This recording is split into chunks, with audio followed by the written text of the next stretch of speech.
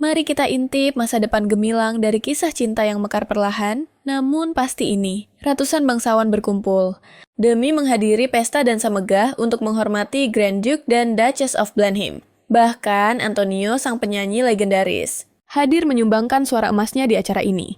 Sang Duke juga menggelar sesi tanda tangan eksklusif bagi siapa saja yang menginginkan kenang-kenangan langka. Namun, kejutan terbesar bagi para tamu adalah pemandian air panas mewah yang baru dibuka. Pesta ini juga menyajikan anggur salju yang sangat langka.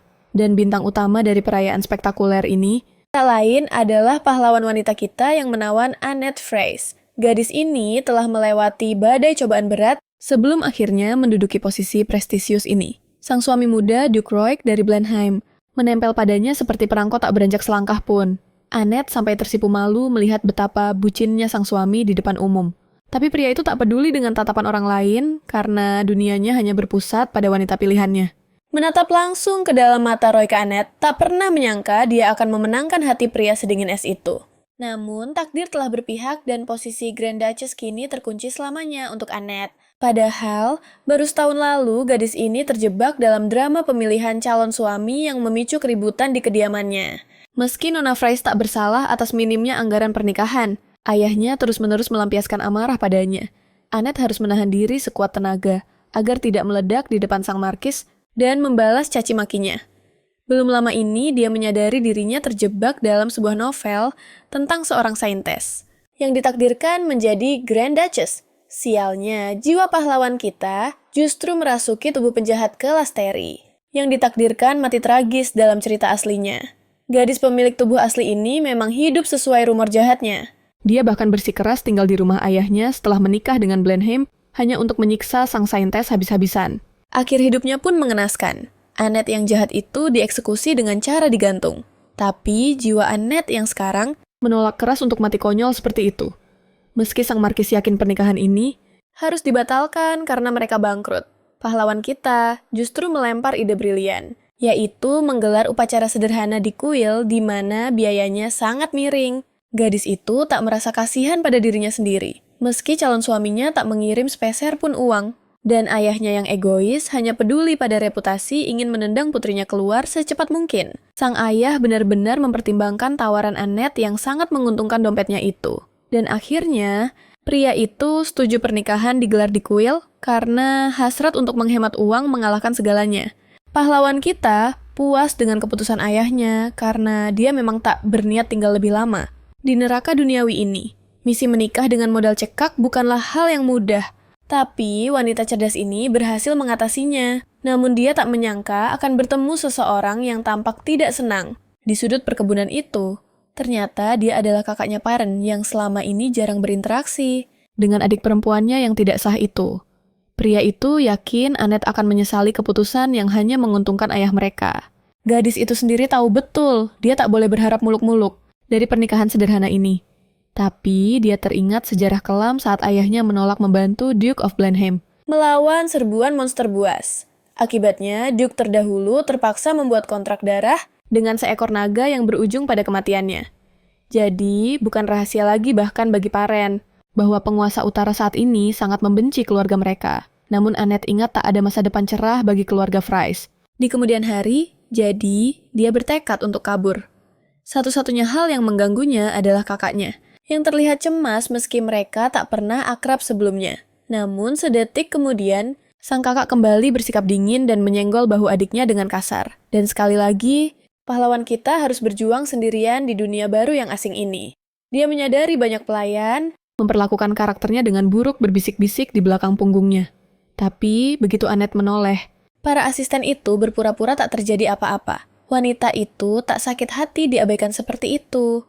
Karena dia sudah kenyang makan asam garam di kehidupan sebelumnya. Hidup sebagai budak korporat di agensi iklan. Jauh lebih menyiksa mentalnya, sehingga dia tak ingin kembali. Jadi, dia menjelajahi dunia novel ini dengan santai. Berusaha mencari celah untuk bertahan hidup. Meski tanpa ponsel dan internet, sesekali dia merindukan dunia modernnya. Namun, matanya berbinar cerah saat membayangkan perjalanan ke utara tanah yang melegenda akan keindahannya yang mematikan. Gadis itu berani bertaruh nyawa yakin bahwa kastil Sang Duke pasti memancarkan aura keagungan yang tiada tara. Terlebih lagi, desas-desus tentang tuan muda Royce Blenheim semakin memanaskan rasa penasaran sang nona malam itu. Sementara itu, kediaman Duke terasa sunyi senyap bagaikan kuburan para pelayan gemetar ketakutan di hadapan tuan mereka. Dengan tatapan tajam pemuda itu membaca surat dari Marquis Fries yang akhirnya menyerah pada persyaratannya. Royce menyeringai dingin menyimpulkan bahwa pria tua itu pasti sudah sangat putus asa hingga rela menumbalkan putrinya sendiri. Farrell Otis, sang tangan kanan, kepercayaan merutuki nasibnya sendiri karena diam-diam ia berharap lamaran itu ditolak mentah-mentah. Namun persetujuan pernikahan itu sama sekali tak menggoyahkan hati beku Blenheim. Ia bersumpah takkan membiarkan Annette masuk. Sang asisten bertanya-tanya dengan cemas bagaimana cara sang Duke menolak wanita itu tanpa mencoreng nama baiknya. Tapi satu kilatan dingin di mata tuannya memberi jawaban mutlak. Sang Duke memang berniat mencampakkan gadis itu begitu saja. Rencana licik yang tak terbayangkan ini membuat Otis ternganga karena ia bukanlah penipu ulung seperti tuannya. Sebaliknya, Demik sang komandan ksatria justru mendukung penuh keputusan kejam Royce tanpa ragu sedikit pun. Ia yakin 100% jika Putri Fries menapakkan kaki di mansion bencana besar, pasti akan menyusul. Namun, tak ada satupun bawahan Blenheim yang sudi menjemput gadis itu. Bahkan, Otis pun berusaha keras menghindar, karena ia dipaksa memainkan peran berbahaya sebagai Royce palsu di altar pernikahan. Dengan kejam sang tuan menunjuk asistennya. Untuk menanggung beban berat memimpin upacara sakral itu seorang diri. Dan untuk berjaga-jaga, ia mengirim wakilnya, Hedrick, untuk mengawasi kekacauan ini. Tentu saja bantuan itu tak sedikit pun menghibur Farrell yang nasibnya sudah di ujung tanduk. Semua kegilaan ini terjadi karena Blenheim tak sudi menikahi putri dari musuh bebuyutannya sang Marquis. Hari pernikahan pun tiba momen yang dinanti-nantikan sang tokoh utama dengan debaran jantung yang tak terkendali. Meski persiapannya sederhana, Annette terkejut melihat wajah pucatnya berubah menjadi sosok yang begitu mempesona berkat riasan. Pelayan itu mengingatkan bahwa sang Marquis dengan dalih kasih sayang mengirimkan mata-mata berkedok pelayan ke utara. Namun Fries tersenyum miring, ia tahu betul bahwa rencana ayahnya jauh lebih busuk dan licik dari yang terlihat. Pria tua itu berniat mengawasi setiap gerak-gerik Annette dan Royce mengirim putrinya langsung ke kandang singa. Sang heroin menahan tawa kemenangan karena ia telah menyusun strategi jitu untuk menghancurkan rencana ayahnya hingga berkeping-keping. Di altar, bukannya sang Duke yang gagah, justru perwakilannya yang datang dengan wajah pucat pasi dan gelisah. Gadis itu menatap tajam pria malang yang gemetar hebat hanya untuk memegang tangannya. Pria malang itu terbata-bata mengucapkan sumpah setia, terbayang wajah murka tuannya yang siap menghukumnya. Pemandangan ini memancing senyum geli sang heroin yang kini paham betapa mengerikannya reputasi calon suaminya itu. Kegugupan Farrell begitu nyata, tangannya bergetar hebat sepanjang upacara seolah sedang menjemput ajal. Sang nona pura-pura bingung dengan ketakutan itu, padahal ia tahu dirinya bukanlah monster yang menular. Akhirnya, dengan penuh drama dan keringat dingin cincin pun terpasang dan upacara palsu itu berakhir juga. Sang heroin merasa puas menikmati setiap detik sandiwara pernikahan yang digelar demi dirinya.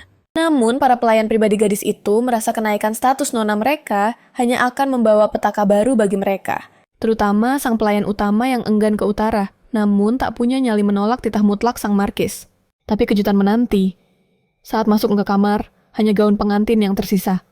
Di saat yang sama, Farrell berusaha kabur secepat kilat dari kediaman itu demi menghindari pertemuan dengan sang nyonya. Ia sudah menyiapkan surat perpisahan dramatis berisi alasan klise mengapa ia harus pergi terburu-buru. Namun Otis tak pernah menduga bahwa sosok yang mengejarnya bukanlah hantu melainkan pengantin, sang Grand Duke sendiri. Pemuda itu menjerit histeris. Tapi nasi sudah menjadi bubur, tak ada jalan kembali karena Annette yang telah berhasil menyergapnya. Sang heroin memancarkan aura kemenangan. Pasca pernikahan, matanya berbinar penuh tekad untuk ikut bersama Farrell. Pria malang itu ketakutan setengah mati. Otaknya berputar keras mencari cara sopan untuk mengusir gadis ini kembali ke kediaman. Sebenarnya Annette kesal dengan upaya kabur ini, tapi sebagai wanita cerdas, ia sudah memprediksi langkah pengecut ini. Setelah menenangkan diri, Otis mulai membual dengan berbagai alasan, berharap sang nona menyerah. Namun plot twist terjadi. Fries ternyata sudah menyiapkan kereta kudanya sendiri. Meski bukan kereta mewah, kondisi reyot gerobak itu sama sekali tak mengganggu Annette karena ia adalah wanita yang visioner. Demi kenyamanan maksimal sang heroin, dengan santai menumpuk bantal sebanyak mungkin siap menaklukkan perjalanan panjang ini. Asisten itu berdiri terpaku. Setelah semua pembicaraan selesai, sang tokoh utama wanita menatapnya dengan dingin. Annette memintanya berhenti mencemaskan kondisinya, lalu secara dramatis mengakhiri percakapan dengan membanting pintu kereta tepat di depan wajah pria itu. Sebenarnya jantung Annette berdegup kencang karena takut gagal, jadi dia sangat gembira rencananya berhasil. Sungguh keberuntungan luar biasa bahwa Otis cukup berbaik hati untuk tidak menendangnya keluar dari kereta di tengah jalan. Namun, tiba-tiba salah satu asisten dari kediaman itu berlari mendekati sang heroin. Meskipun Annette tidak memanggil siapapun, ternyata asisten itu diperintahkan untuk menyerahkan sebuah kotak kecil kepada nona muda. Itu adalah hadiah kejutan dari kakak laki-laki tertuanya. Walau sang lady sama sekali tidak mengharapkan apapun, dia merasa canggung dan tidak langsung menyadari bahwa itu adalah ucapan selamat pernikahan. Tapi, hal yang paling mengguncang jiwanya adalah fakta bahwa kakaknya datang sendiri ke upacara itu. Meski dia berusaha tidak mencolok Annette, yakin bahwa dalam plot aslinya, hubungan kakak beradik itu nyaris tidak ada. Tak lama kemudian, roda kereta mulai berputar, dan tepat di detik itu, salah satu pelayan pribadi berlari mengejar mereka dengan panik. Itu Janet. Mata-mata yang diperintahkan Markis untuk menempel pada putri haramnya kemanapun. Tapi, wanita itu gagal total mengejar nonanya, yang telah meninggalkan kediaman dengan tergesa-gesa. Janet menggigit bibirnya karena frustrasi, sadar dia gagal menjalankan perintah langsung dari tuannya. Asisten yang tadi mengantarkan hadiah kepada sang lady, terkejut melihat pelayan pribadi itu tidak tahu menahu soal kepergian ini. Dan di saat bersamaan, sang heroin tersenyum puas atas pelariannya sambil menimang hadiah tak terduga dari kakaknya. Kereta melaju menembus area hutan, namun perjalanannya begitu mulus hingga Annette merasa sangat nyaman. Sang heroin masih sulit mempercayai kenyataan bahwa dia benar-benar menerima hadiah pernikahan dari kakaknya. Pria ini sering menyakitinya dengan berbagai cara, dan lebih sering mengabaikannya. Jadi sulit bagi sang lady menerima fakta bahwa Perran mau repot-repot melakukan ini untuknya. Namun, rasa penasaran mengalahkan segala keraguan di benak sang lady, dan dia membuka kotak itu. Sang heroin bahkan tidak pernah membayangkan kakaknya akan berusaha sekeras ini untuk pernikahan sederhananya. Terlebih lagi di dalam kotak itu, terhampar perhiasan yang benar-benar langka dan mahal untuk gadis itu. Awalnya, Annette tak percaya pada penglihatannya sendiri saat menyaksikan kemewahan luar biasa di dalamnya. Ini memicu lebih banyak pertanyaan yang dia harap jawabannya ada di secarik pesan itu. Ternyata, sang kakak hanya meminta adiknya menghubungi bibi mereka jika dia membutuhkan bantuan darurat. Kata-kata ini semakin membingungkan Annette, yang berharap mendapat sedikit penjelasan. Tapi gadis itu lega menyadari dia punya sekutu. Bahkan meski alur ceritanya melenceng dari plot asli. Jadi, tinggal bersama Duke of Blenheim seharusnya tidak menciptakan masalah besar baginya. Terbuai oleh bantal-bantal empuk di sekelilingnya, sang heroin tidak menyadari betapa lelapnya dia tertidur di dalam kereta. Dia baru terbangun saat Farel mulai mengguncang bahunya karena mereka sedang berhenti. Pria itu menjelaskan dengan sopan bahwa mereka berhenti sejenak agar sang lady bisa berjalan-jalan menghirup udara segar. Sebagai respon, Annette mengingatkannya bahwa sejak awal, Otis bahkan tidak sudi membawanya dalam perjalanan ini. Karena itu, sang lady menolak berinteraksi, meminta agar tidak diganggu lagi. Jadi, Farel sekali lagi harus menghadapi pintu yang dibanting dengan kurang ajar tepat di depan wajahnya.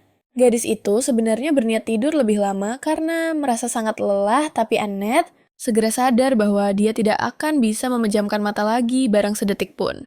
Jadi, dia diam-diam menyelinap keluar untuk menjelajahi keindahan hutan di sekitar mereka. Tepat pada saat itu, telinga sang heroin menangkap suara para ksatria yang mendiskusikan kehadirannya dengan nada tidak senang. Annette bersembunyi di balik bayangan kereta untuk menguping percakapan para asisten yang sedang menggerutu itu.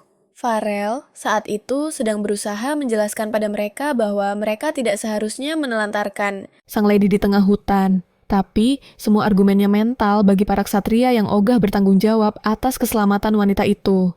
Mereka yakin cepat atau lambat, seseorang akan menjemput Annette dan mengirimnya kembali ke kediaman lama. Hanya Sir Leon yang berusaha melindungi pengantin yang tak diinginkan itu demi tuan mereka sampai akhir. Annette sepenuhnya mendukung kata-kata pria itu, karena dia tidak berniat menghentikan perjalanannya. Tapi, sang heroin tidak menyadari salah satu perwakilan Blenheim mendekatinya dari belakang.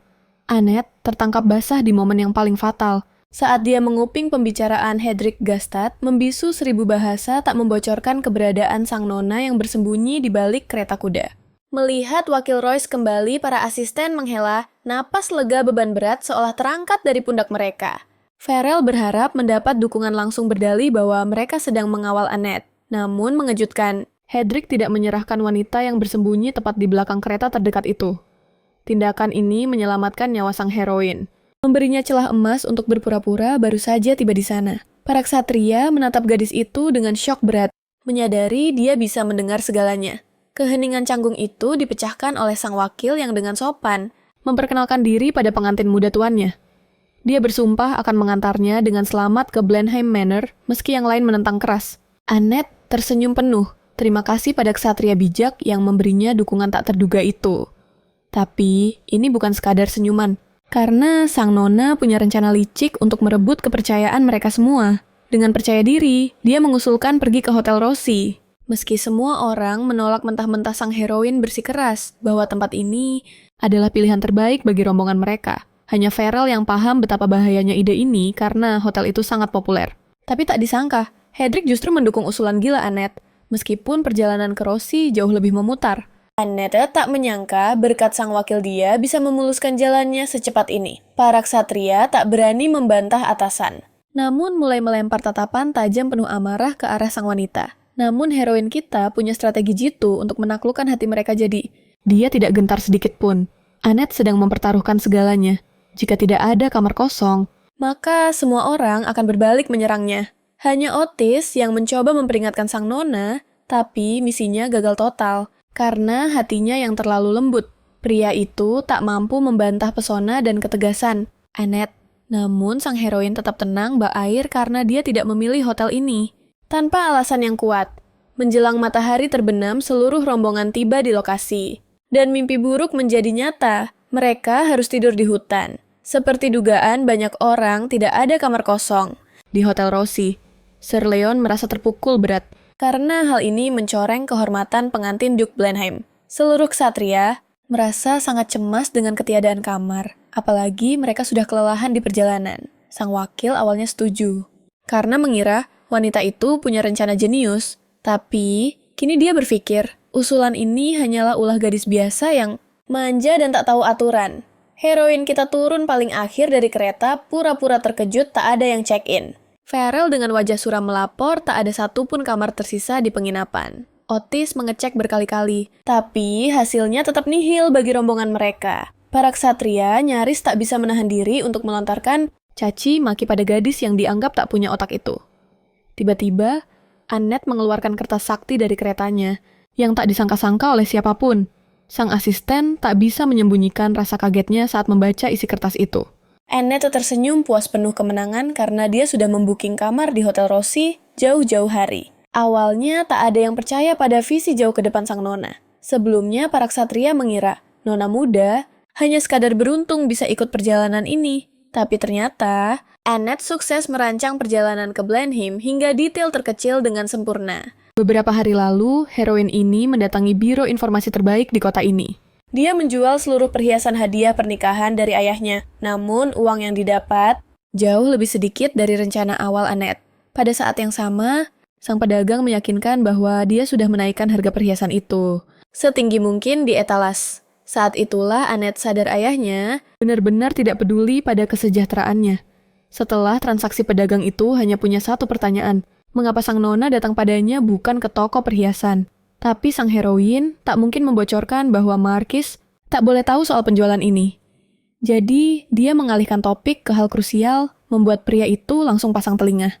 Dia ingin tahu kapan Duke akan mengajukan transportasi via gerbang sihir. Gadis itu takut orang-orang Blenheim akan pergi meninggalkannya sesuatu yang tak boleh terjadi. Seperti dugaan sang heroin pedagang itu langsung memberi kode bahwa informasi mahal harganya. Tanpa ragu Annette yang cerdik langsung menyodorkan kantong uang. Bisnis adalah bisnis. Suara gemerincing koin emas bagaikan musik di telinga pria itu seketika mengubah sikapnya yang semula acuh tak acuh. Keserakahan di matanya langsung menyala terang. Uang memang pelicin terbaik. Tanpa ragu, pria itu memuaskan rasa penasaran Annette dengan menyerahkan daftar registrasi rahasia yang diincarnya. Saat itulah, sebuah informasi emas terungkap sang tokoh utama akhirnya tahu bahwa rombongan Blenheim akan segera bergerak. Tepat setelah pesta pernikahan usai, tujuan mereka sudah terkunci. Sang pedagang yakin 100% mereka akan menuju ke Rossi. Alasannya sederhana namun menggoda.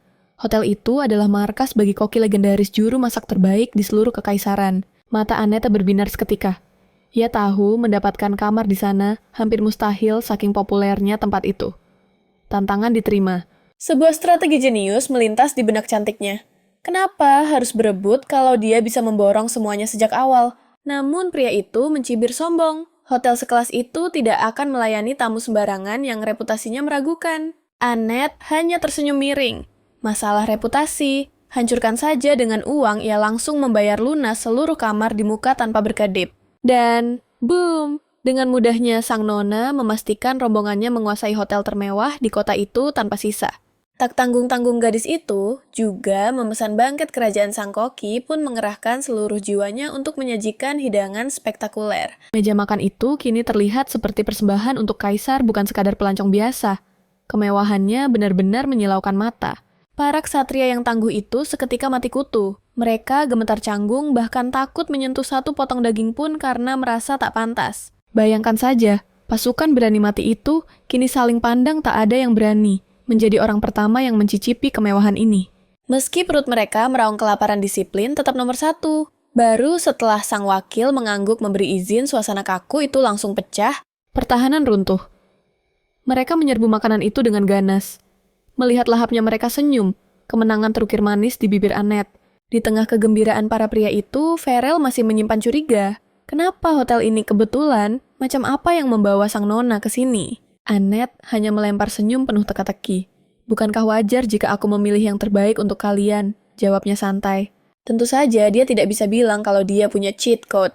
Gadis ini sudah tahu jalan cerita masa depan novel ini sebelumnya. Jadi, acting adalah jalan ninjanya. Ia berpura-pura kalau semua ini hanyalah hasil perencanaan liburan yang sangat matang sebelum berangkat. Dengan anggun Annette mengucapkan selamat malam. Senyum lembutnya bagaikan oase bagi para pria yang lelah itu. Ini semua bukan amal, tapi strategi perang. Dia harus membuat hati mereka luluh, agar tidak ada yang tega mengusirnya nanti. Siapa sangka putri seorang markis yang biasanya angkuh, ternyata memperlakukan mereka bak raja. Para ksatria benar-benar tersentuh. Otis sampai ternganga tak percaya. Semua gosip buruk tentang nona muda ternyata sampah belaka realitanya jauh lebih manis. Malam itu pun berlalu dengan damai memberikan istirahat singkat yang sangat dibutuhkan para penghuni hotel. Namun saat mentari terbit dan Annette turun ke lobi pemandangan di depannya seperti bekas medan perang. Tak butuh detektif untuk tahu apa yang terjadi. Para ksatria itu pasti pesta miras semalaman suntuk. Akibatnya, mereka kini terkapar tak berdaya, dihajar rasa sakit kepala yang seakan memecahkan tengkorak. Mabuk berat. Hanya satu orang yang masih tegak berdiri siap siaga. Namun Annette yang fokus pada kekacauan hampir tak menyadari kehadirannya. Ternyata itu Sir Leon. Dia bangun lebih awal demi meracik obat penyelamat sup reda pengar untuk teman-temannya. Leon tersentak kaget. Dia tak menyangka nona muda itu mengingat namanya hanya dalam satu kali pertemuan. Jantungnya berdesir. Perhatian Annette beralih ke panci besar itu. Rebusan tomat pedas. Jelas Leon dengan bangga namun sedikit malu. Karyanya luar biasa. Warna merah menyala dari kuah itu benar-benar menggugah selera siapa saja yang melihatnya. Aroma pedas itu menusuk hidung Annette membangkitkan memori dari kehidupan masa lalunya. Rasa rindu seketika meledak di dadanya. Air liurnya menetes. Tanpa jaim Annette langsung meminta semangkuk sup itu untuk sarapan bersama para ksatria. Leon panik bukan main. Makanan rakyat jelata untuk putri bangsawan. Tapi siapa yang berani menolak keinginan sang nona? Suapan pertama adalah penentuan. Annette sadar, puluhan pasang mata kini menatapnya tajam menanti reaksi sang putri manja. Sedikit canggung, tapi begitu kuah itu menyentuh lidahnya, boom, rasa pedas gurih itu menghapus segala kecemasan. Surga dunia. Di kehidupan sebelumnya, dia adalah ratu makanan pedas. Sensasi membakar inilah yang selama ini dia rindukan setengah mati. Tentu saja, para ksatria polos itu tidak tahu. Mereka mengira lidah bangsawan terlalu halus untuk api dalam mangkuk itu. Rahang mereka jatuh ke lantai. Bukannya kepedasan atau menangis wajah Annette, justru bersinar penuh kepuasan setelah menghabiskan supnya. Rasa hormat langsung meroket. Mereka tak henti-hentinya memuji ketangguhan sang nona yang mampu menaklukkan masakan khas mereka. Siapa sangka? Hanya gara-gara sup tembok pemisah antara dirinya dan orang-orang utara yang keras itu runtuh seketika. Bahkan Farel yang sedingin es pun mulai tersenyum tipis. Namun di sudut lain, hati Otis justru berat saat harus menulis laporan. Tangannya gemetar saat menulis surat keramat untuk sang Duke. Yang mulia mohon siapkan kamar. Nona Annette akan datang bersama kami. Royke menerima kabar ini dengan aura membunuh. Jelas sekali perintahnya telah dilanggar mentah-mentah. Nyawa Farrell hanya selamat berkat lidah tajam sang kepala pelayan yang dengan ajaib mampu meredam amarah tuannya. Whitley dengan kebijaksanaannya memutuskan memberi Otis kesempatan kedua. Bagaimanapun, dia adalah tangan kanan terbaik. Walaupun jujur saja, alasan si asisten terdengar seperti omong kosong belaka di telinga Pak Tua itu. Blenheim yakin tak ada wanita waras yang mau menikahinya. Hatinya terusik oleh rumor tentang Putri Markis yang katanya jahat itu. Namun Whitley dengan cerdik mengingatkan Tuan juga dijuluki monster mengerikan oleh orang-orang bukan. Jadi, Roy tak punya hak menghakimi orang lain hanya dari gosip. Dia sendiri adalah korban lidah tajam masyarakat. Tanpa sadar, pikiran sang Duke mulai melayang memikirkan kenyamanan hidup gadis yang katanya jahat itu. Akhirnya, dengan nada ketus yang dipaksakan, dia menyuruh pelayan menyiapkan kamar sementara untuk sang lady. Rencana Blenheim sederhana, kembalikan istri barunya secepat mungkin. Dia tak tahu badai pesona apa yang akan menghantamnya. Pesona alami sang gadis bukanlah sesuatu yang mudah ditolak. Keesokan paginya, rombongan pun berangkat menembus angin. Perjalanan ke utara dimulai. Di tengah hamparan keindahan salju yang memukau mata Annette berbinar tak henti-hentinya. Demi kenyamanan sang nona, salah satu ksatria, bahkan repot-repot memanaskan air agar dia bisa membersihkan diri dengan layak. Namun sebuah kejutan menanti di tepi sungai pagi itu. Sosok misterius sudah ada di sana lebih dulu. Topi aneh menutupi wajahnya. Tapi lihatlah, gadis itu membasuh diri dengan air sungai yang sedingin es. Annette menyapanya dengan santai membuat sang pria terperanjat. Gadis ini kebal dingin berbeda dari putri manja lainnya. Sir Johas berdiri kaku, ember air hangat di tangannya terasa sia-sia. Dia mengaku dengan canggung bahwa itu khusus untuk Nona. Tapi sang Sri Kandi tak butuh perlakuan istimewa. Kemandiriannya tanpa ember air panas membuat sang ksatria bengong. Keraguan muncul. Benarkah dia bangsawan? Namun yang paling mengejutkan, Annette ternyata ahli memasak makanan lezat.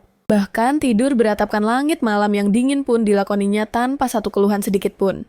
Bagi wanita lain ini siksaan. Tapi ketangguhan Annette justru melelehkan hati para ksatria yang terkenal dingin itu. Meski Nona tak meminta para pria kekar itu kini berlomba-lomba menawarkan bantuan dalam hal sekecil apapun. Perlahan tapi pasti tembok pemisah antara majikan dan pengawal mulai runtuh tanpa mereka sadari. Malam itu Annette tersenyum. Dia merasakan aura kewaspadaan di mata rombongannya telah sirna sepenuhnya. Dia bukan lagi nona bangsawan yang asing. Dia kini bagian dari kawanan mereka. Dan Annette sangat menyukai perubahan ini. Komunikasi jadi lebih cair. Namun, satu bayangan gelap masih menghantuinya sosok sang Grand Duke yang misterius. Memanfaatkan momen keakraban dia, mulai menggali informasi tentang suami masa depannya dengan hati-hati. Namun, jawaban Sir Johas malah bikin merinding. Tuan mereka bahkan melahap daging mentah-mentah tanpa dimasak. Hobi berburu monster dan temperamen yang meledak-ledak jelas bukan deskripsi suami idaman bagi Annette. Kalau Roy sedang bad mood, dia bisa membisu seharian. Suasana di sekitarnya bisa membeku seketika. Ferdinand panik. Dia buru-buru membela tuannya bersikeras bahwa Blenheim sebenarnya pria berhati emas di balik sikap dinginnya. Sir Leon ikut menimpali memuji sang Duke setinggi langit meski sifatnya memang agak ajaib. Bayangkan di usia 15 tahun, dia sudah menjadi master pedang jenius perang yang tak tertandingi. Sir Johas kembali bersemangat menceritakan kekuatan dahsyat sang Duke yang bisa meratakan gunung. Mereka bilang rakyat mencintainya, tapi bagi Annette nasi sudah menjadi bubur. Cerita mereka malah memperburuk keadaan. Annette sebenarnya tak tanya soal rumor seram, tapi para ksatria bodoh ini malah menghancurkan citra tuan mereka. Kini sang heroin makin yakin Duke punya sejuta alasan untuk membencinya sampai ke tulang sumsum. Tapi hey, di kehidupan sebelumnya, dia sudah makan asam garam penderitaan. Dia takkan menyerah semudah itu. Tak lama kemudian, pemandangan kota bersalju yang tanpa batas mulai terbentang indah di depan mata. Annette terpaku di jendela kereta. Belum pernah seumur hidupnya dia melihat keagungan alam seliar ini. Dan Kastil Blenheim itu bukan sekadar rumah, itu adalah benteng raksasa dengan kemegahan yang menantang langit. Bayangan sang Duke memenuhi seluruh pikirannya saat roda kereta akhirnya berhenti berputar di tujuan. Namun sambutan hangat tak terjadi. Farrell dengan wajah bersalah menyampaikan Duke terlalu sibuk untuk menemuinya. Tapi Annette justru bersyukur. Setidaknya, pria menyeramkan itu tidak langsung menendangnya keluar pintu gerbang saat itu juga. Sikap pasrah ini membuat Otis melongo. Nona ini, dia sama sekali tak menuntut kemewahan layaknya bangsawan lain. Di dalam jantung kastil yang megah rombongan itu disambut dengan penuh hormat oleh Whitley, kepala pelayan yang auranya tak main-main. Kamar untuk Annette pun sudah siap sedia. Insting Annette langsung berteriak kalau pria tua ini orang baik, meski tatapan tajamnya memberikan tekanan mental yang luar biasa. Tanpa basa-basi sang butler menuntun gadis itu ke kamarnya, tempat di mana sang nona akan menghabiskan beberapa hari ke depan. Tak mau buang waktu, Annette langsung menembak Whitley dengan satu permintaan krusial, sampaikan pesan pada Royce. Dia ingin bertemu suaminya itu sekarang juga. Namun, sang kepala pelayan hanya membalas dengan senyuman misterius, menyembunyikan fakta pahit bahwa Blenheim sama sekali tak ingin melihat wajah istrinya. Begitu pintu tertutup dan pria tua itu pergi, untuk pertama kalinya pahlawan wanita kita bisa bernapas lega di tempat yang layak. Rasa percaya dirinya melambung tinggi. Dia merasa tak ada yang bisa menghalanginya sekarang, karena statusnya sudah resmi menjadi istri sang Grand Duke. Lagi pula, Annette yakin visualnya cukup memukau untuk membuat Royce bertekuk lutut dalam sekali pandang. Tapi tiba-tiba bencana terjadi. Saat matanya menangkap pantulan dirinya di cermin realita menghantamnya dengan keras. Dia akhirnya melihat apa yang dilihat orang lain. Annette syok berat. Penampilannya berantakan total, dan tak ada satupun ksatria yang berani menegurnya. Sementara itu, malam harinya, Farrell berusaha mati-matian melobi agar Annette diberi waktu istirahat beberapa hari lagi, tapi Blenheim sudah bulat tekadnya untuk menendang Putri Markis itu pulang secepat kilat. Otis yang sebenarnya sudah mulai luluh, pada sang nona tak berdaya. Lidahnya keluh tak punya argumen kuat untuk membela Annette di hadapan tuannya yang dingin itu. Terlebih lagi, Royce punya prasangka buruk kalau nona muda ini pasti manja karena terlalu disayang ayahnya. Padahal sepanjang perjalanan neraka itu, sang asisten tak sekalipun melihat Annette mengeluh. Sebenarnya sang tuan besar hanya sedang menguji mental pelayannya saja. Karena diam-diam dari balik jendela kastil mata Elang, Royce sudah melihat kendaraan macam apa yang membawa gadis itu kemari. Dia cukup terkesan melihat kereta kuda butut, yang pastinya bikin seluruh badan sakit setiap kali melewati jalan berlubang. Itu bukan kendaraan putri manja. Dan untuk sepersekian detik, warna rambut gadis yang baru saja menyandang gelar istri Duke itu berkilau menembus jendela kereta, menyajikan pemandangan kecil yang entah kenapa Royce sukai. Itu mengingatkannya pada hal favoritnya. Rambut perak yang ringan dan bervolume itu memanggil memori tentang puncak gunung salju yang agung. Ironisnya, inilah alasan kenapa Blenheim bersikap begitu kejam. Hatinya mulai goyah, merasakan ketertarikan yang tak seharusnya pada nona ini. Sementara itu, Annette menghabiskan sisa harinya dengan penuh harap, menanti sang Grand Duke sudi mampir dan memberinya sedikit perhatian. Namun harapan tinggal harapan. Keesokan harinya, gadis itu kembali menunggu dengan cemas pertemuan dengan suaminya. Tapi anehnya, batang hidung suaminya tak kunjung terlihat berhari-hari, meski sang butler terus mencekokinya dengan janji-janji manis. Akhirnya kesabaran Annette habis. Dia sampai pada kesimpulan pahit bahwa sang Duke sengaja melakukan ghosting dan mengabaikan permintaannya. Tapi jangan salah, ini justru memicu mode tempur sang wanita yang pantang menyerah. Sejak awal menginjakkan kaki di sini, Annette memang sudah merasa sikap Royce sangat mencurigakan. Dia berniat meminta izin Whitley untuk menjelajahi kastil sendirian, tapi sang butler langsung pasang badan dan menolak mentah-mentah. Dengan alasan klise butuh restu dari Blenheim. Padahal, aslinya pria tua itu tak berani membocorkan lokasi tuannya, karena itu sama saja dengan tiket pemecatan. Annette mulai panik teringat plot asli novel di mana karakternya gagal bicara dengan suaminya, dan pernikahan mereka berakhir tragis dengan pembatalan. Gadis ini menolak bad ending. Dia memutuskan untuk memburu sendiri kamar Royce. Logikanya sederhana, kamar Blenheim pasti yang paling mencolok dan paling besar di kastil ini. Masalahnya, bahkan lorong-lorong di sini ukurannya raksasa dan membingungkan. Meski begitu, Annette belum menyerah. Nona muda ini nekat akan mengetuk setiap pintu sampai dia menemukan satu pintu keramat yang menjadi kunci keselamatan nyawanya. Sayangnya, mayoritas pintu terkunci rapat membuat pencariannya makin frustrasi. Tak lama kemudian, dia malah nyasar ke kamar para pelayan wanita yang langsung melongo melihat kedatangannya. Selanjutnya, Annette malah membuka pintu ruang cuci menyapa para pelayan yang sedang sibuk dengan canggung. Momen paling memalukan terjadi di dapur, di mana para koki sedang bertempur dengan masakan. Seolah-olah sedang ada kompetisi masak tingkat dewa. Jadi, betapa bahagianya Annette ketika akhirnya, setelah mengetuk satu pintu, ada suara yang menjawabnya. Tapi takdir berkata lain, dia salah alamat lagi. Kali ini, dia malah masuk ke sarang para penyihir kastil yang sedang lembur. Annette kaget melihat wajah-wajah yang teler karena kelelahan bekerja. Para pemuda itu curhat singkat kalau mereka cuma anak magang yang menderita di sini. Seketika, memori Annette terlempar ke kehidupan masa lalunya, di mana dia juga pernah menjadi budak korporat yang menyedihkan. Jiwa solidaritasnya bangkit. Dia menyemangati para bocah itu menyebut mereka pekerja terbaik di seluruh kastil raksasa ini. Annette berharap dengan senyum manis andalannya, dia bisa sedikit memberi warna pada hidup suram para pekerja malang itu. Tanpa buang waktu, sang nona segera kabur sebelum situasi makin canggung, meninggalkan para pekerja yang kini terpesona total oleh karismanya. Di tempat yang bahkan Sang Duke enggan injakan kaki, para peserta pelatihan sepakat gadis ini benar-benar layak menyandang nama Blenheim. Hari itu juga Loic melangkah menyusuri lorong kastil yang dingin bersama Farel. Mendengar laporan bahwa Annette sedang mengubek-ubek seluruh kastil dari atap hingga bawah tanah, sang tuan besar langsung curiga dia mata-mata. Tapi Otis punya teori lain. Nyonya sengaja mencari Duke demi bisa bertemu suaminya. Pria itu belum pernah melihat kegigihan selevel ini dari seorang wanita manapun. Bahkan Whitley tua pun mulai lelah dibombardir pertanyaan sang nyonya dan mulai membujuk Duke untuk menemuinya. Tepat saat Loic memikirkan Annette, sosoknya muncul terburu-buru di lantai 1. Sang heroin kita belum sempat memeriksa semua ruangan, jadi dia nekat berlari kencang. Mata Farel berbinar melihat Fries, tapi belum sempat dia buka mulut. Tuannya membungkamnya dengan panik.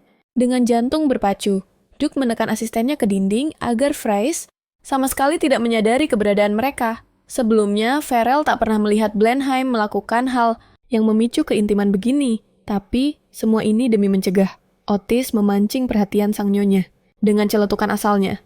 Loic bersikeras tak mau menemui Annette, tak peduli seberapa keras gadis itu memaksa. Pria itu cemas gadis itu bisa tak sengaja menangkap bayangannya dari lantai bawah. Meski semua bawahan mendesaknya bicara pada sang istri, baginya itu ide bodoh. Faktanya, Blenheim punya alasan kuat untuk menghindari Putri Marquess itu.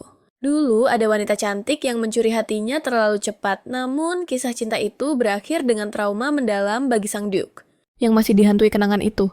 Gara-gara kutukannya tanpa sadar, dia melukai kekasihnya begitu parah, hingga tak ada yang bisa diperbaiki. Itulah sebabnya dia menolak melihat wanita lain yang bisa jadi korban berikutnya.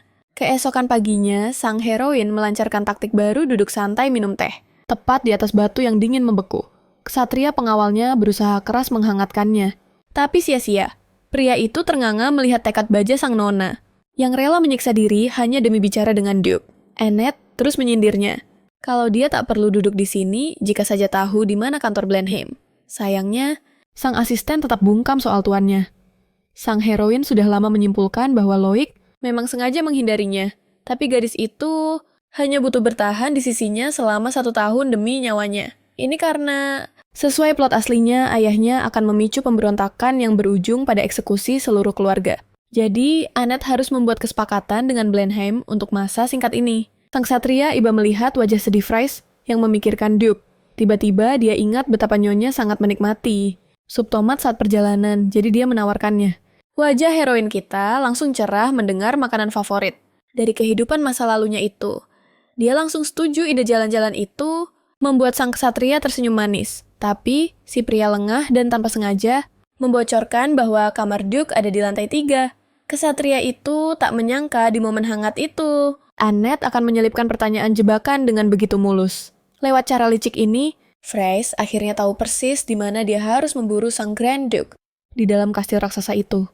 Sebenarnya, sang nyonya sudah punya dugaan sendiri. Tapi si ksatria polos itu malah mengonfirmasi semua tebakannya. Bukan tanpa alasan nona, minum teh di taman, karena biasanya kamar penguasa menghadap ke area ini, dan kantor terjauh dari jendelanya. Berada di sayap barat yang terlihat jelas dari halaman Annette. Sedikit heran kenapa Duke memilih sisi paling dingin padahal dia sudah tinggal di utara yang beku. Takdir seolah memihak gadis yang tak pernah menyangka bisa menatap mata Blenheim secara langsung. Namun di satu titik wanita itu yakin 100% melihat siluet seorang pria di sana. Di jendela kastil yang jauh di sana. Nona belum pernah bertemu Royce sebelumnya, jadi dia tidak tahu seperti apa wajah suaminya itu. Namun mustahil baginya untuk tidak mengenali sosok itu jika saja pria itu tidak membanting tirai jendela dengan panik saat tatapan mereka bertemu. Annette mungkin berpikir dia salah lihat, tapi tindakan gegabah pria itu justru mengkonfirmasinya. Blenheim benar-benar menyerah pada rasa ingin tahu Annette yang gigih, sementara jantungnya berdegup kencang di dalam dada seolah hendak meledak. Sang Duke menutup tirai rapat-rapat, berharap istrinya tidak sempat melihat wajahnya. Entah kenapa, gadis manis itu mengingatkan Blenheim pada seekor anak ayam yang menggemaskan. Dia tidak ingin Annette masuk angin. Hanya karena sifat keras kepala gadis itu dan kebodohan asistennya. Pria itu sendiri, tidak menyangka dia akan berakhir memikirkan kesehatan tamu sementaranya ini. Royce menyangkal perasaannya dengan alasan klasik, bahwa jika wanita itu sakit, dialah yang akan repot mengurus pengobatannya. Sementara itu, sang ksatria membawa nona cantik ini berjalan-jalan, menelusuri salah satu kota paling legendaris di utara. Sang tokoh utama belum pernah melihat jalanan yang dilapisi emas murni sebelumnya. Dia terbelalak kaget melihat kekayaan yang dipamerkan sang Duke dengan begitu santai. Karena itulah, sebuah misteri besar menyelimuti pikirannya. Kenapa Blenheim mengirim begitu sedikit uang untuk pesta pernikahan mereka? Nona pasti sudah melabrak. Pria itu sekarang juga, kalau bukan karena sang ksatria. Tapi dia merasa kasihan pada pengawalnya. Jadi, Annette menunda misi pencarian kantor suami jahatnya itu untuk sementara waktu. Kenyataannya, kota ini minim tempat belanja menarik yang membuat sang asisten kebingungan. Dia mengakui bahwa orang utara benci mengantre dan sama sekali tidak peduli pada tren mode. Tampaknya bagi Nona, setiap rakyat jelata di sini adalah maniak kerja yang menghargai waktu demi uang semata. Namun, rasa penasaran membakar dirinya ingin tahu apa yang sebenarnya ditawarkan wilayah utara ini. Sang pahlawan wanita belum tahu kekecewaan macam apa yang menantinya akibat benda-benda aneh di sekitarnya. Setiap kali Annette menemukan sesuatu yang lucu, dia bimbang cukup lama apakah barang itu layak dibeli. Dan ternyata barang itu sama sekali bukan untuk dipakai sehari-hari oleh manusia normal. Dan ketika Nona menemukan pakaian yang terlihat normal, harganya justru bikin jantungan. Rasanya seolah-olah Nona hendak membeli satu kastil utuh. Jadi, belanja bagi Putri Markis ini berubah menjadi misi yang sangat membosankan dan tidak menarik meski awalnya dia sudah menduga hal ini. Dari penduduk utara yang dingin dan kaku, beruntung sang ksatria terus menghibur Nona muda itu agar moodnya tidak hancur total. Dialah yang mengingatkan Nona bahwa hotel milik orang tua Sir Leon ada di dekat sana. Miss segera teringat tawaran sup tomat yang menggugah selera di rumah pria itu. Annette benar-benar gembira mendapat kesempatan mengunjungi langsung orang-orang baik itu dan restoran mereka. Namun Nona terkejut melihat hotel itu sepi pengunjung. Padahal hari sudah petang. Tapi Marie dan Jacques menyambut tamu itu dengan sukacita. Karena mereka sudah mendengar banyak tentangnya dari putra mereka. Annette membalas dengan senyum ramah bahagia bisa bicara dari hati ke hati dengan mereka. Kemanapun, dia pergi semua orang memandang istri muda Duke dengan tatapan curiga dan sinis. Jadi, pasangan ceria ini bagaikan angin segar bagi pahlawan wanita kita yang lelah. Baik Jacques maupun Marie tidak peduli pada rumor jahat tentang sang Nona. Annette pun rileks dan memesan sup tomat yang sudah lama diidamkannya. Miss terkejut senang. Saat wanita itu menambahkan anggur untuk memperkaya rasa, tak lama kemudian meja itu penuh dengan hidangan lezat. Dalam sekejap mata, sang pahlawan wanita tidak menyangka bahwa pemilik penginapan akan berusaha sekeras ini hanya untuknya. Bagi wanita itu, ini bukan masalah besar karena memang tidak ada pelanggan lain. Namun Annette menahan Ibu Leon agar tidak pergi begitu saja, karena dia ingin makan bersama mereka. Dengan senyum manis, Nona menjelaskan bahwa dia tidak mungkin menghabiskan gunungan makanan lezat itu sendirian. Dia bahkan mengajak sang ksatria ke meja makan. Sosok yang biasanya hanya berdiri di pinggir. Awalnya ketiga teman baru Annette ragu apakah mereka pantas duduk bersamanya. Namun segera seluruh kelompok itu duduk semeja menikmati percakapan hangat dan hidangan nikmat. Untuk pertama kalinya, dalam waktu yang lama, sang pahlawan wanita merasa benar-benar hidup dan bahagia. Hanya sang asisten. Dia sadar Nona muda mulai tenggelam dalam lautan anggur saat makan malam. Namun, kepercayaan diri sang heroin meluap begitu tinggi, hingga semua peringatannya dianggap angin lalu. Akibatnya, percakapan di meja makan itu menjadi ingatan terakhir yang tersisa bagi Annette. Kesadarannya baru pulih, beberapa jam setelah menghabiskan sebotol anggur sendirian, membuat sang lady gagal menyadari. Kenapa posisinya begitu intim dengan sang Duke? Pria itu tampak sama syoknya dengan Nona yang baru saja menginvasi wilayah pribadinya. Tapi tunggu. Mari kita putar ulang kejadian fatal yang menimpa heroin kita saat mabuk. Mengabaikan semua nasihat yang dianggapnya tak penting, Annette terus menuangkan anggur lagi dan lagi ke dalam gelasnya. Menikmatinya tanpa beban. Gadis itu terlampau yakin, malapetaka takkan menghampirinya. Seperti tragedi di kehidupan masa lalunya. Sayangnya, dia lupa bahwa dia kini berada di tubuh yang berbeda. Dengan toleransi alkohol yang jauh lebih lemah, dan tak lama kemudian dia menjadi satu-satunya yang masih merasa sadar. Meski orang-orang di sekitarnya mulai tumbang kali ini, sang heroin sendiri benar-benar tak menyadari wajahnya yang sudah memerah padam karena mabuk. Dia mulai menumpahkan seluruh isi hatinya pada Ibu Leon, yang ternyata sosok wanita berhati malaikat. Orang tua sang ksatria itu benar-benar bingung bagaimana mungkin ada yang membenci Annette. Kata-kata manis mereka mengalirkan kehangatan ke jiwa Annette yang sedang teler. Mereka yakin seiring waktu berjalan, seluruh penghuni utara akan memuja sang lady. Namun, orang tua Leon tak menduga Annette tiba-tiba bertanya dengan cemas tentang sang Duke. Para pemilik penginapan tak punya ramalan indah soal sikap Blenheim yang agung itu. Membuat Annette makin galau karena Royce jelas-jelas menghindarinya. Ketika sang nona Kembali ke kastil alkohol, masih menguasai tubuh. Mudanya memicu ide gila untuk segera bertindak. agar sang Duke takkan berani mengusirnya, dia mengalihkan perhatian pelayan dengan meminta teh panas sebelum tidur. Tapi Nona tak berniat meminumnya. Itu hanya tiket masuk untuk menemui Blenheim dengan alasan sekadar mengobrol. Annette sudah lama yakin inilah saatnya mengambil langkah ekstrem demi mengenal suaminya sendiri. Melihat tekad membara gadis itu, pelayan pun tak berani menghalangi. Satu-satunya keajaiban yang membantu heroin menemukan kamar Royce dengan cepat adalah ingatan yang muncul tepat di detik-detik terakhir. Apa Nona berpikir menerobos masuk itu tidak sopan? Sudah terlambat untuk mundur sekarang. Karena dia mendengar langkah kaki Duke di belakangnya. Mata Annette terbelalak melihat Royce baru saja selesai mandi. Dan hanya berbalut jubah mandi gadis itu tak menyangka akan memergoki Blenheim di momen yang sangat tidak tepat ini. Dikuasai rasa malu dan panik, sang heroin tersandung kakinya sendiri dan mulai jatuh. Terhuyung ke belakang dengan piring di tangan Annette. Takkan kaget jika ini adalah akhir riwayat hidup singkatnya di novel ini. Sesuai hukum Murphy, Annette seharusnya menderita luka parah akibat benturan itu. Satu-satunya penyesalan sang heroin adalah dia baru mencicipi sedikit sekali sup tomat yang lezat itu.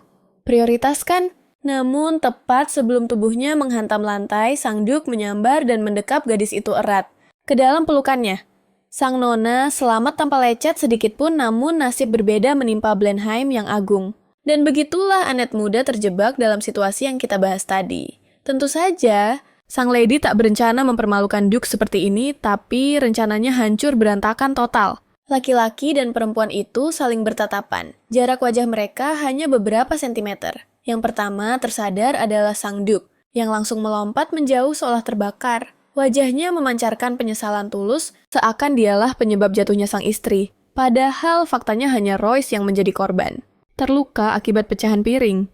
Annette seketika sadar, total dari mabuknya dan mencoba menolong Blenheim yang terluka. Tapi, sang Duke dengan tegas melarang Lady mendekat karena kutukan itu kembali menghantuinya. Suara piring pecah, memanggil kepala pelayan yang datang berlari dengan panik tepat pada waktunya. Dia tak menyangka akan melihat Nona muda di kamar tuan besar. Tapi dia langsung paham gadis itu datang sendiri. Gadis itu hanya mengkhawatirkan Royce yang terluka meski bantuan medis sudah di jalan. Baru sekarang, Nona merasakan rasa bersalah yang menusuk karena ulahnya membuat Duke menderita. Blenheim sendiri membisu 1000 bahasa pada sang lady, yang dengan berani menginvasi ruang pribadinya. Sang heroin benar-benar tenggelam dalam penyesalan atas tindakannya. Dia sadar sepenuhnya. Jika dia tidak bertindak sembrono, bencana ini takkan terjadi. Tapi di saat yang sama, bayangan kelembutan sang Grand Duke terus menghantui pikiran gadis itu berputar tanpa henti seperti kaset rusak. Jantung sang lady berdegup kencang seolah ingin meledak karena kegembiraan yang meluap. Namun satu teka-teki masih menggantung di benaknya. Mengapa pria itu menarik diri begitu tiba-tiba? Ingatan tentang kutukan mengerikan Royce kini kembali menghantam kesadaran Fraser. Sang ayah memenangkan perang utara berkat menyerap inti naga purba yang dahsyat, namun tubuh manusia takkan mampu menahan kekuatan surgawi itu. Akibatnya, nyawanya tergerus hingga tewas. Tragisnya, kutukan itu kini mengalir dalam darah Royce, memaksanya bertarung melawan energi liar yang mematikan. Hanya ada 2 jalan keluar pertempuran tanpa henti, atau memindahkan mana itu kepada wanita dengan fisik sekuat baja. Dan sesuai naskah aslinya, hanya seorang saintes suci yang seharusnya mampu memikul beban berat sang Grand Duke tanpa hancur. Akhirnya, Annette paham ketakutan Blenheim selama ini bukan karena benci, tapi karena takut menghancurkan tubuh rapuhnya. Namun anehnya, sang heroin justru tidak merasakan sakit sedikit pun saat bersentuhan dengan Duke itu, sebuah anomali yang membingungkan. Keesokan paginya, Royce terkejut mendapati dirinya terlelap begitu lama, seolah seluruh lelahnya luruh seketika. Matanya terbuka lebar saat menyadari keajaiban ini mengingat insomnia parah yang biasanya menyiksa malam-malamnya. Sungguh mengejutkan bagi sang Duke tidur nyenyak tanpa terbangun oleh teror kecemasan adalah kemewahan yang mustahil baginya. Ternyata, pertemuan tak terduga dengan Annette kemarinlah kunci dari ketenangan jiwanya yang baru ditemukan ini. Saat jarak di antara mereka menipis, Blenheim jelas merasakan gelombang mana miliknya bereaksi liar. Energi itu mengalir deras ke tubuh sang gadis. Duke panik, ia tak bisa membiarkan putri rapuh itu terluka oleh kekuatannya. Putri Markis itu dalam bahaya. Namun di sisi lain, Royce merasakan kedamaian absolut yang belum pernah ia cicipi seumur hidup.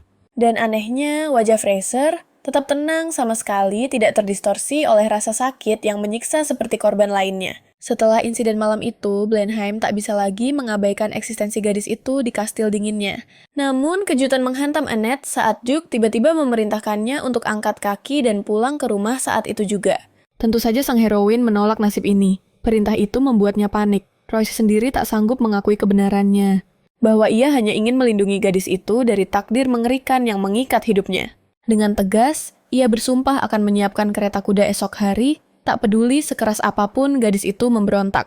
Otak cerdas Annette berputar cepat menyadari air mata buaya, dan rasa iba akan mempan pada pria berhati baja ini. Ia menjatuhkan bom kejutan. Ia sendiri yang menginginkan perceraian itu dalam waktu dekat. Namun sang heroin punya syarat. Ia membutuhkan waktu 1 tahun penuh tinggal di Kastil Duke sebelum bisa pergi. Bagi Blenheim itu adalah waktu yang terlalu berbahaya. Ia tak bisa membiarkan itu terjadi. Padahal, nyatanya, Royce tak punya wanita lain yang disembunyikan sebagai alasan penolakannya. Fraser yakin ini adalah permainan mental. Namun, ia tak gentar dan mengeluarkan kartu asnya. Mundur bukanlah pilihan. Sang lady melancarkan serangan pemerasan licik mengenai kebohongan malam pertama mereka.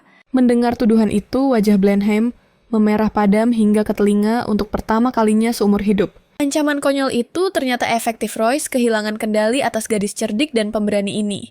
Terpojok oleh Putri Markis, ia akhirnya membongkar rahasia kelamnya. Ia terikat kutukan naga yang mematikan. Annette terhenyak tak menyangka Duke akan mempercayakan rahasia sefatal itu kepada putri musuh bebuyutannya sendiri. Namun fakta bahwa ia kebal terhadap rasa sakit kemarin memicu tanda tanya besar di benaknya. Bagi sang lady ini adalah tiket emas untuk tetap berada di sisi Grand Duke tanpa halangan berarti. Fraser yang memang tak punya urat malu dengan lantang menyatakan simpatinya pada Blenheim.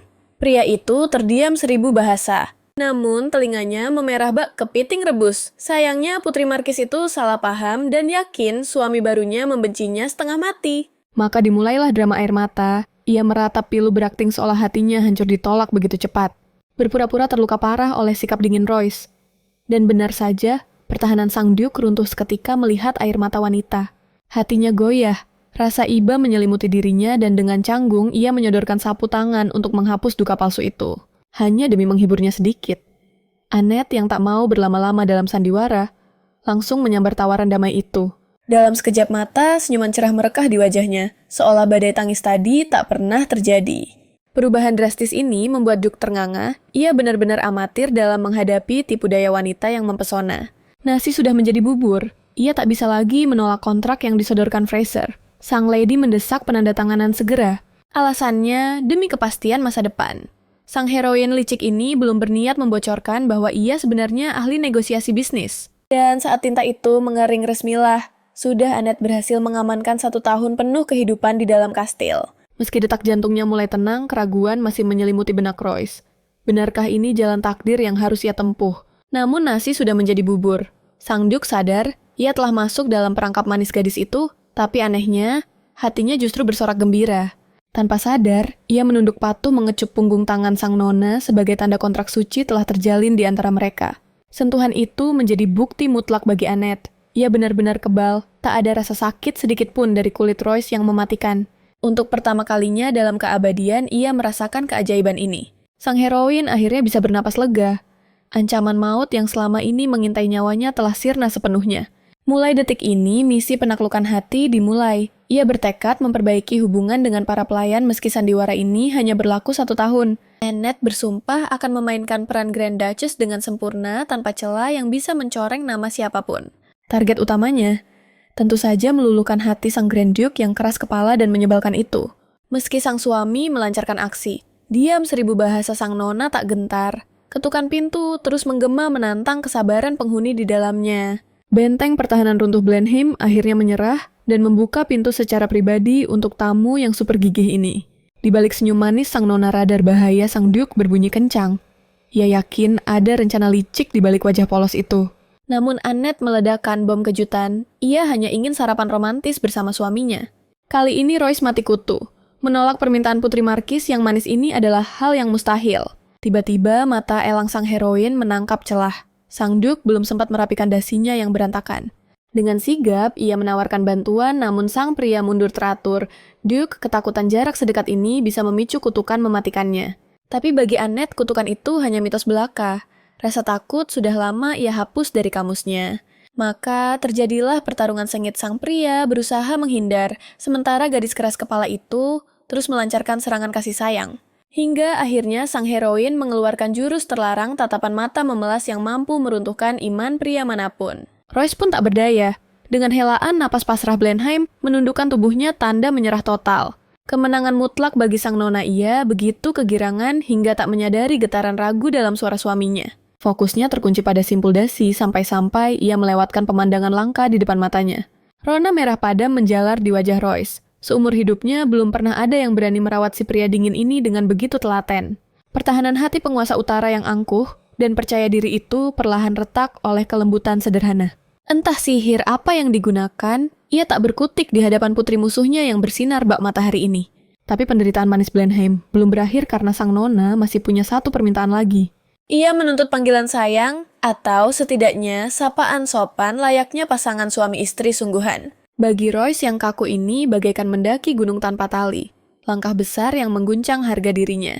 Namun Annette tak memberi ampun. Dengan senyum manis yang menekan, ia memaksa sang pria melakukan hal yang nyaris mustahil. Dengan gerutu tertahan, Blenheim akhirnya luluh dan setuju memanggilnya Duchess. Sang heroin tersenyum puas satu langkah kecil telah tercapai. Begitu mudahnya sang Duke jatuh ke dalam perangkap licik Annette berikutnya.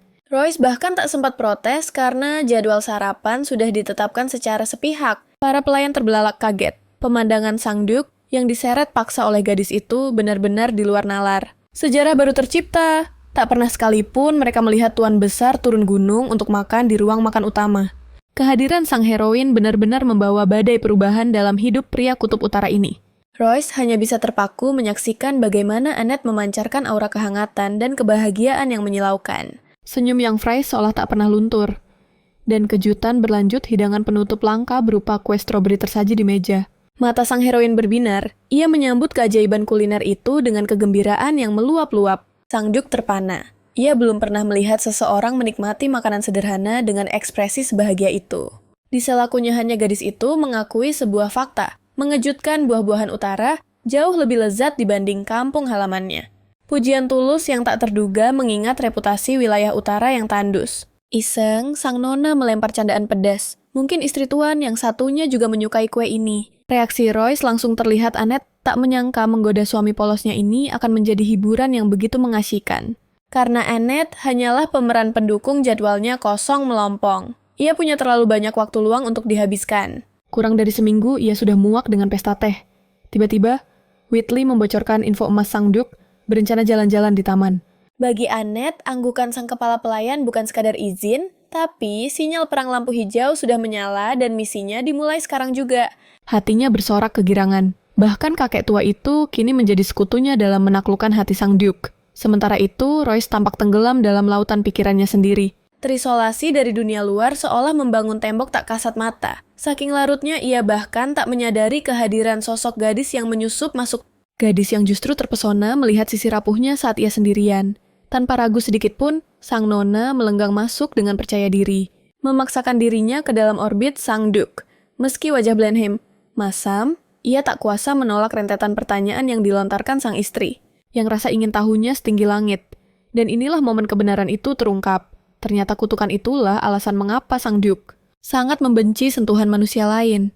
Annette tercekat tak sanggup membayangkan betapa menyiksanya memendam beban seberat itu sendirian dalam keheningan. Namun lamunan sedihnya buyar seketika saat matanya menangkap sesuatu. Dasi sang Duke miring perfeksionis dalam dirinya bergejolak. Tanpa babi bu jemari lentiknya bergerak merapikan dasi itu tanpa izin. Tapi tunggu, Annette sama sekali tak menyangka Blenheim akan membuat pengakuan mengejutkan bahwa ia sengaja tak melepas ikatan dasi hasil karya Annette seharian ini. Sang Duke sendiri tampak bingung. Tak mengerti mengapa benda sepele itu tiba-tiba terasa begitu berharga baginya. Seolah ada mantra yang mengikat hatinya. Rona merah samar menjalar di wajahnya malu, karena tak bisa memahami perasaannya sendiri. Namun Annette tidak menertawakan kerapuhan sang monster utara itu, justru berjanji akan terus memasangkan dasinya lagi dan lagi. Janji manis itu diam-diam membuat hati Royce menghangat, meski gengsinya terlalu tinggi untuk mengakuinya. Malam harinya, Annette kembali melancarkan serangan ke kamar sang Duke,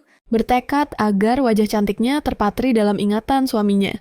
Namun saat menunggu suara pecahan benda yang memekakan telinga terdengar dari dalam, pintu terbuka menampilkan sosok Blenheim yang berantakan, wajahnya tegang seakan takut tragedi buruk baru saja menimpa Annette. Padahal sang lady datang hanya untuk misi pendekatan tahap 2. Tentu saja sang Duke belum siap mental untuk menghadapi obrolan santai malam hari dengan istri yang dianggapnya mengganggu seharian ini.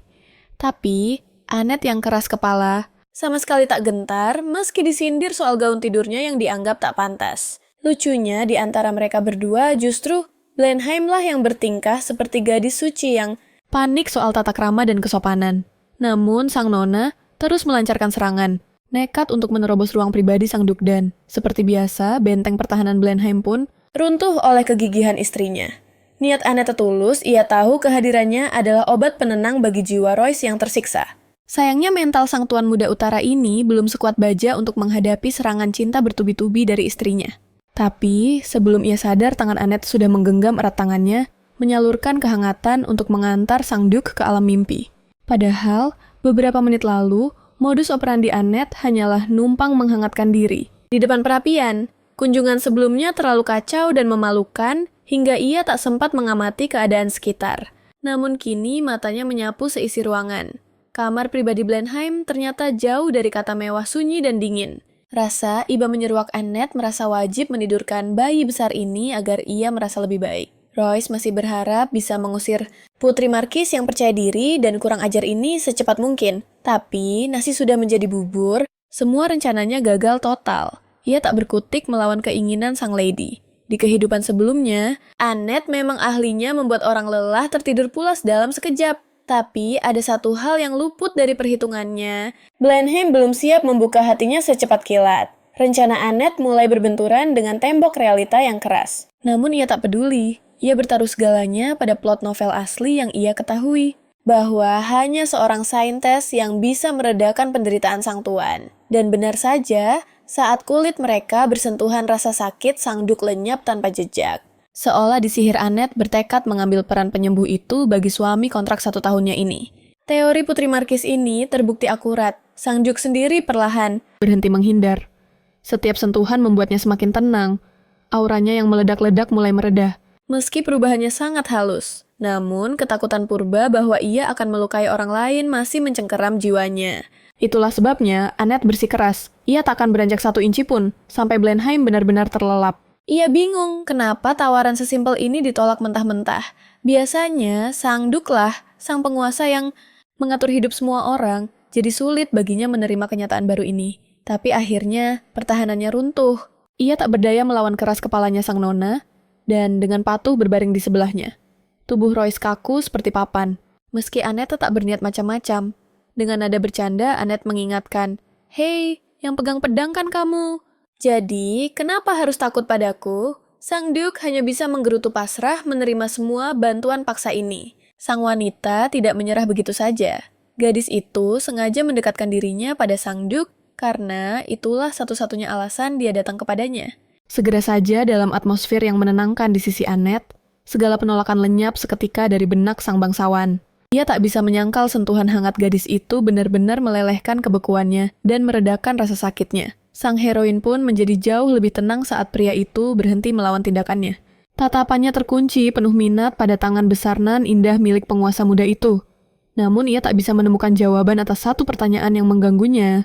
Bagaimana bisa pria ini terlihat begitu tangguh, namun hancur di saat yang bersamaan? Karena keberadaan Annette kini terasa begitu alami dan tak kasat mata. Loic akhirnya benar-benar terlelap dalam tidur nyenyak. Sang heroin menikmati momen itu, mengamati wajah suaminya yang tertidur pulas dengan penuh perhatian. Meski pernikahan mereka belum sepenuhnya nyata, Duke, yang tertidur damai itu, kini tampak seperti pria biasa.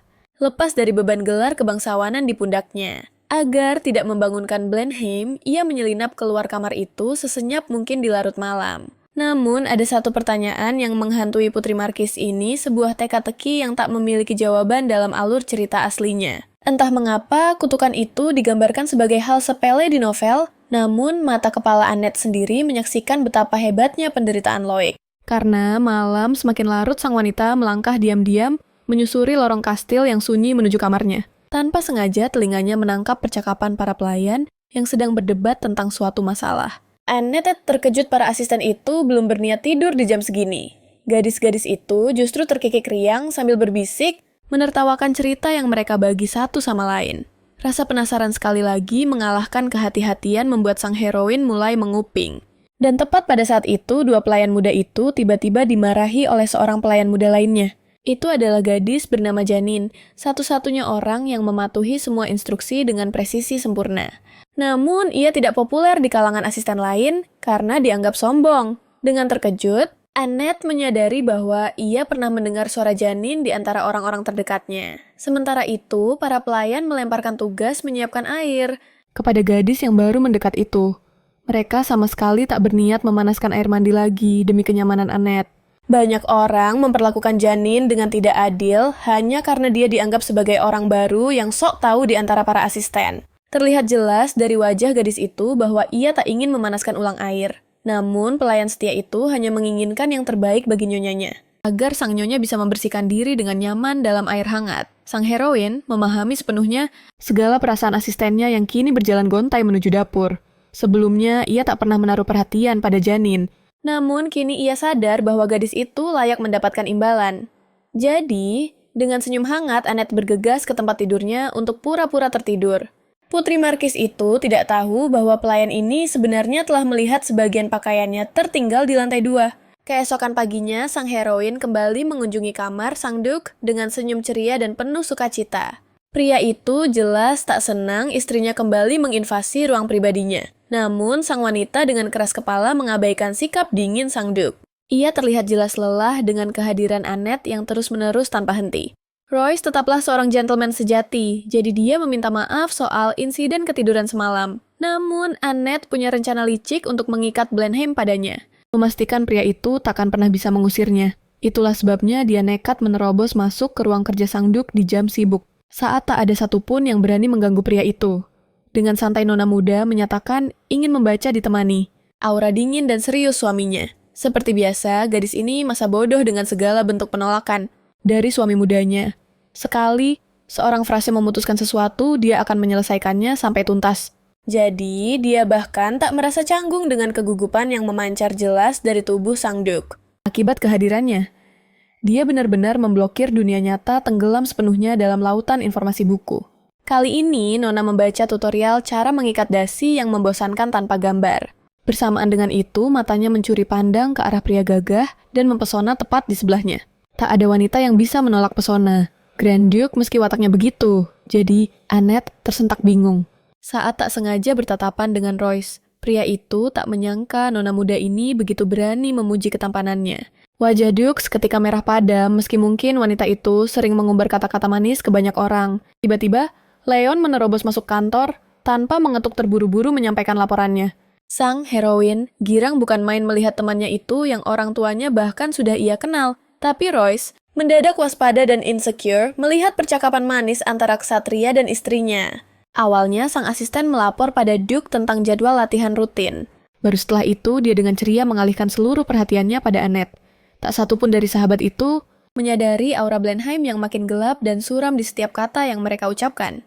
Meski sang Duke dulunya menghindari wanita ini, sekarang api cemburu membakar hatinya. Jadi, pria itu menatap tajam sang ksatria isyarat mutlak untuk segera angkat kaki. Leon belum pernah melihat Royce seseram ini, nyalinya langsung ciut seketika. Namun, sang heroin masih saja tak peka dengan permusuhan Blenheim terhadap teman baiknya. Dengan polosnya nona muda meminta suaminya bercerita lebih banyak soal ksatria muda yang tampan itu.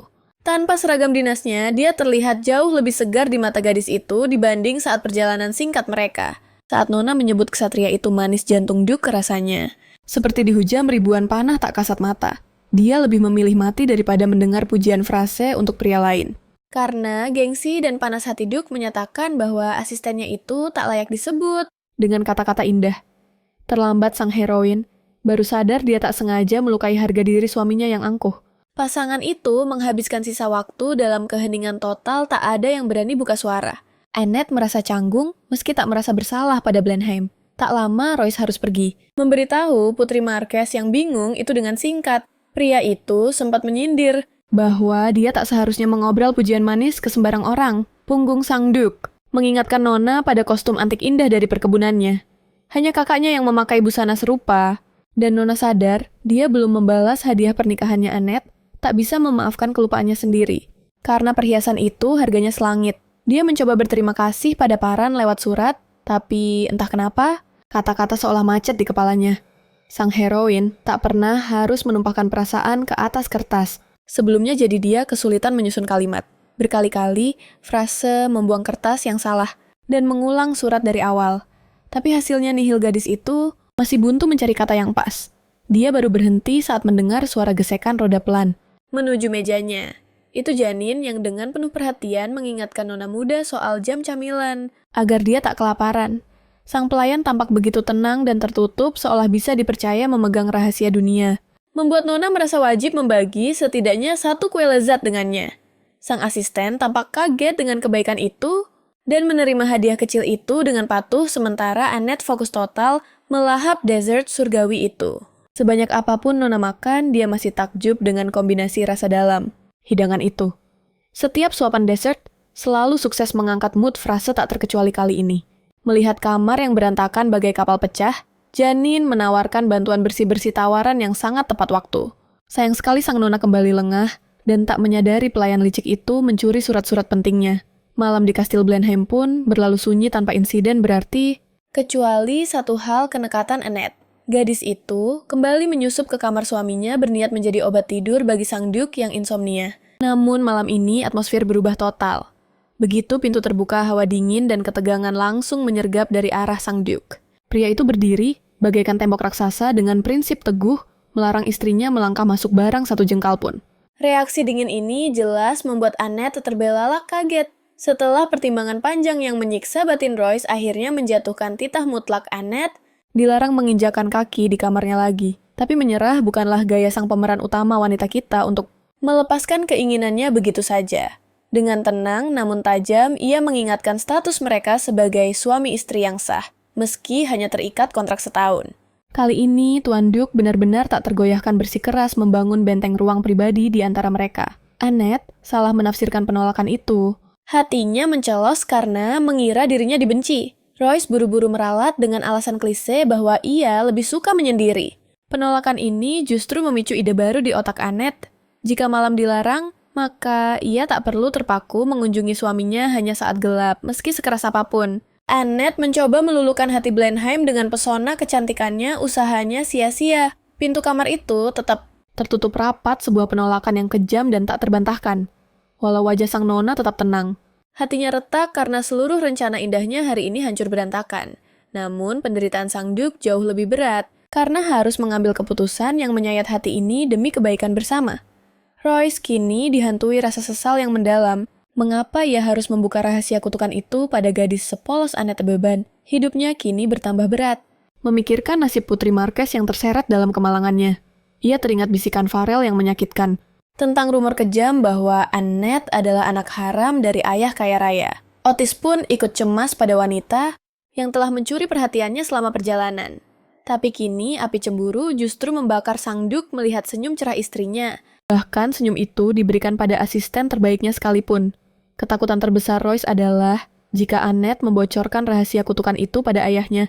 Musuh dalam selimut yang pasti akan memanfaatkannya untuk menghancurkan mereka. Di tengah badai batin ini, ia mati-matian menjaga ilusi. Kehidupan damai di kastil yang suram. Bayangan masa lalu kembali mencekik, ia tak bisa melupakan teriakan putus asa ayahnya. Saat tahu kutukan mengerikan itu akan diwariskan pada darah dagingnya sendiri. Sang Duke terdahulu bahkan rela menukar jiwanya demi sang putra, namun takdir berkata lain. Pria itu menderita dalam penyesalan panjang. Sebelum menerima kebenaran brutal bahwa kutukan itu tak terelakkan, dan semua tragedi itu terekam jelas di mata Royce muda sang pewaris yang hanya bisa menatap tak berdaya melihat penderitaan ayah tercintanya. Bertahun-tahun berlalu, namun luka itu masih basah seolah baru terjadi kemarin. Namun anehnya, belakangan ini seberkas cahaya mulai menerobos kegelapan masa lalunya. Sumber cahaya itu adalah Annette. Fakta yang awalnya tak disadari Royce karena sibuk menghindar. Namun, pertahanannya perlahan runtuh. Ia sadar tak bisa lagi mengabaikan aura positif gadis itu. Senyum manis dan tulus Annette kini menjadi pusat gravitasi hidupnya. Sebuah kebenaran yang mati-matian disangkal oleh Blenheim. Hatinya masih perih menyadari fakta pahit gadis ini berencana meninggalkannya tepat 1 tahun lagi. Karena itulah ia membekukan perasaannya agar tak hancur berkeping-keping saat perpisahan itu tiba. Annette memang obat pereda nyeri sesaat, tapi kutukan itu abadi, dan ia harus menanggung konsekuensinya sendiri. Ia terlalu takut menyerahkan hati pada seseorang yang pada akhirnya hanya akan pergi dan menghilang. Malam semakin larut, namun tugas sang tuan belum usai. Whitley pun hadir. Dialah satu-satunya orang kepercayaan yang setia mendampingi Royce sejak awal. Tanpa niat berkhianat sedikit pun, meski mulutnya menolak kehadiran sang istri, tindakan Royce justru sebaliknya. Ia diam-diam memastikan kenyamanan Annette di ruang kerjanya. Sang butler yang peka langsung paham meja tambahan yang diminta. Duke itu dipersiapkan khusus untuk sang nona. Wajah Blenheim memerah pada malu karena isi hatinya begitu mudah dibaca oleh bawahan. Namun egonya tak mampu menolak saran brilian untuk memanjakan Annette. Royce masih terus berusaha membohongi diri sendiri bahwa gadis itu tak punya pengaruh apa-apa. Padahal, nyatanya, ia tak punya kuasa menolak kunjungan rutin sang istri di siang hari yang semakin intens. Roda nasib berputar dulu Annette yang mencuri pandang kini mata sang Duke yang tak bisa lepas darinya. Ironisnya, Annette justru tenggelam dalam dunia bukunya, sama sekali tak melirik pria tampan di sebelahnya. Royce pun bebas menikmati pemandangan langka itu setiap perubahan emosi yang melintas di wajah ekspresif sang nona. Meski sadar, tak ada hubungannya hati Blenheim ikut bergetar seirama dengan perasaan yang ditunjukkan Annette. Beberapa hari kemudian, Annette masih setia dengan bukunya, namun jangan salah sangka, pikirannya justru melayang jauh memikirkan sang Duke. Kecemasan Annette akan sifat keras kepala Blenheim nyaris membuatnya terjaga semalaman. Namun, badai kegalauan itu sirna seketika tersapu oleh godaan desert manis yang memikat. Kehadiran Farrell yang muncul tiba-tiba dari kastil bagaikan sinar matahari yang menembus kebosanan hidup sang gadis. Otis sendiri sebenarnya sudah lama memendam rindu pada satu-satunya bangsawan di wilayah kekuasaan tuannya itu. Sayangnya tumpukan pekerjaan yang menggunung sempat menahan langkah ksatria itu untuk menemui Putri Marquess lebih awal. Namun kejutan sesungguhnya bagi sang nona bukanlah kemunculan sahabat lamanya itu, melainkan sosok Duke yang melangkah tanpa suara di belakangnya memberi sinyal eksistensinya lewat deheman canggung. Begitu tatapannya bertemu loik atmosfer di sekitar Annette mendadak diselimuti kecanggungan yang asing. Siapapun bisa merasakan aura suram sang Duke yang jelas menunjukkan kalau moodnya sedang hancur lebur akibat kehilangan dukungan sang istri tercinta. Di tengah situasi panas itu, hanya Farrell yang tetap tenang dan berbasa-basi dengan Freeze. Sang heroin pun dengan sigap mengalihkan topik pembicaraan ke hobi membacanya demi mencairkan suasana. Ia memamerkan sebuah buku misterius, namun Loic yakin koleksi semacam itu tak pernah ada di perpustakaan kastilnya. Judulnya bikin jantungan, cara menaklukkan hati suami yang sulit. Wajah Blenheim sontak memerah hingga ke ujung telinga. Dengan gengsi selangit, ia menggerutu dan menuntut asal-usul buku itu. Annette pun menjawab dengan wajah tanpa dosa bahwa ia baru saja menemukannya di perpustakaan kastil. Tapi lebih dari sekadar buku, sang gadis mendambakan jalan-jalan bersama suaminya. Meski bibirnya ingin menyangkal, hati sang Duke tak bisa berbohong. Ia sepenuhnya merasakan kerinduan yang sama. Ketiganya pun melanjutkan langkah menyusuri Taman Duke. Sayangnya cuaca hari itu seolah tak merestui momen romantis mereka. Loic menyuruhnya masuk, namun dengan nada tajam sang lady membalas bahwa dinginnya kastil tak jauh beda dengan udara luar. Rasa sepi membuatnya jujur bahwa dingin itu tercipta karena Blenheim terus membatasi pertemuan mereka. Farrell dengan sigap menawarkan diri untuk menghangatkan suasana. Namun belum sempat ia menyelesaikan kalimatnya. Loic langsung memotong dan mengizinkan Annette menempati kantor pribadinya. Faktanya sang heroin memang sengaja memancing reaksi posesif ini dari sang tuan besar, jadi rencananya berhasil total. Namun senyum Annette pudar saat tahu Blenheim takkan ada di sana. Sang Duke terpaksa mengaku bahwa ia harus melatih para ksatria secara intensif. Mendengar jadwal padat itu, Freeze bersikeras ingin menonton latihan itu. Farrell dan Loic menjawab serempak, namun dengan jawaban yang bertolak belakang, mendapat tatapan maut dari tuannya sang asisten, memilih bungkam 1000 bahasa demi keselamatan nyawanya. Ini karena Blenheim sama sekali tak berniat membiarkan istrinya masuk ke dunia kekerasan itu. Penolakan ini menusuk hati Annette, yang bahkan tak pernah dikenalkan secara resmi kepada para bawahannya. Saat itulah Loic baru tersadar bahwa kemarahan sang istri sangatlah beralasan. Melihat pertahanan Duke mulai goyah, Annette melancarkan serangan telak mengingatkan bahwa saat pernikahan pun ia hanya bertukar cincin dengan perwakilan. Blenheim melempar tatapan tajam pada Farrell, melupakan fakta bahwa dialah yang memberi perintah itu. Annette terus mendesak bahwa sebagai nyonya rumah, ia berhak diperkenalkan. Sang penguasa utara tak berkutik. Gadis itu kini istri sahnya di mata hukum. Tiba-tiba satu pertanyaan lirih dari bibir Annette meruntuhkan segalanya.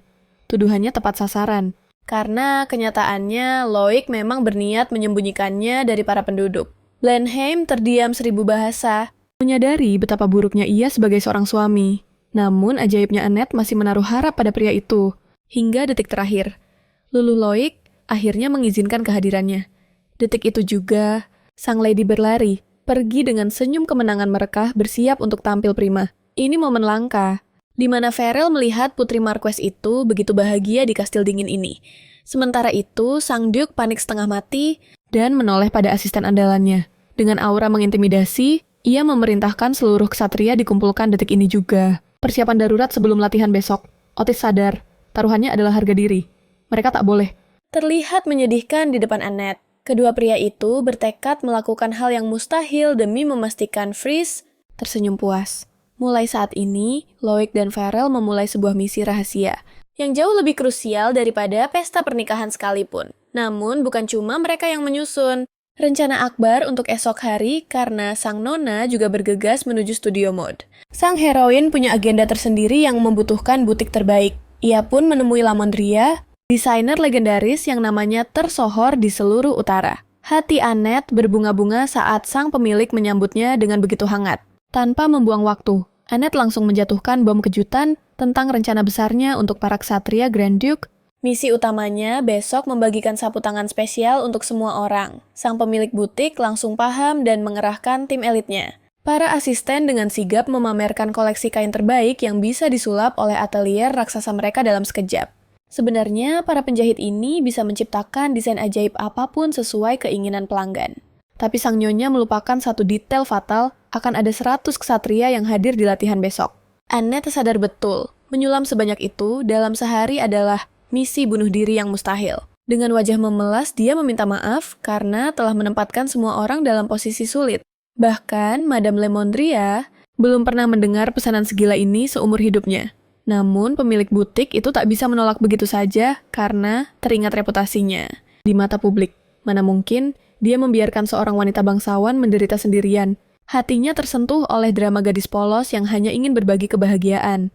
Lalu, Annette memainkan kartu asnya dengan lantang, menegaskan bahwa dia tidak sudi membagi pesanan prestisius ini ke butik lain. Fakta bahwa sang nyonya hanya memilih yang terbaik, sukses meruntuhkan benteng pertahanan Madame Lemondria seketika.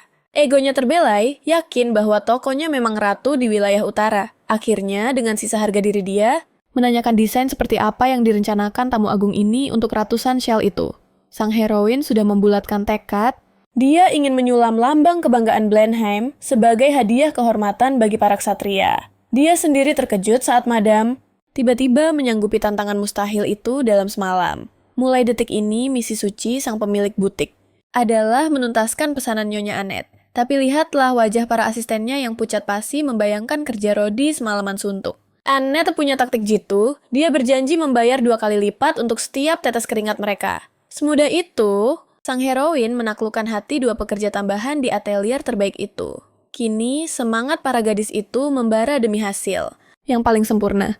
Sebelum melangkah pergi Annette sekali lagi, berterima kasih karena mereka tidak memberinya penolakan yang kejam. Gadis itu melepaskan senyuman maut pada sang pemilik studio mengakui bahwa dia sangat bergantung padanya.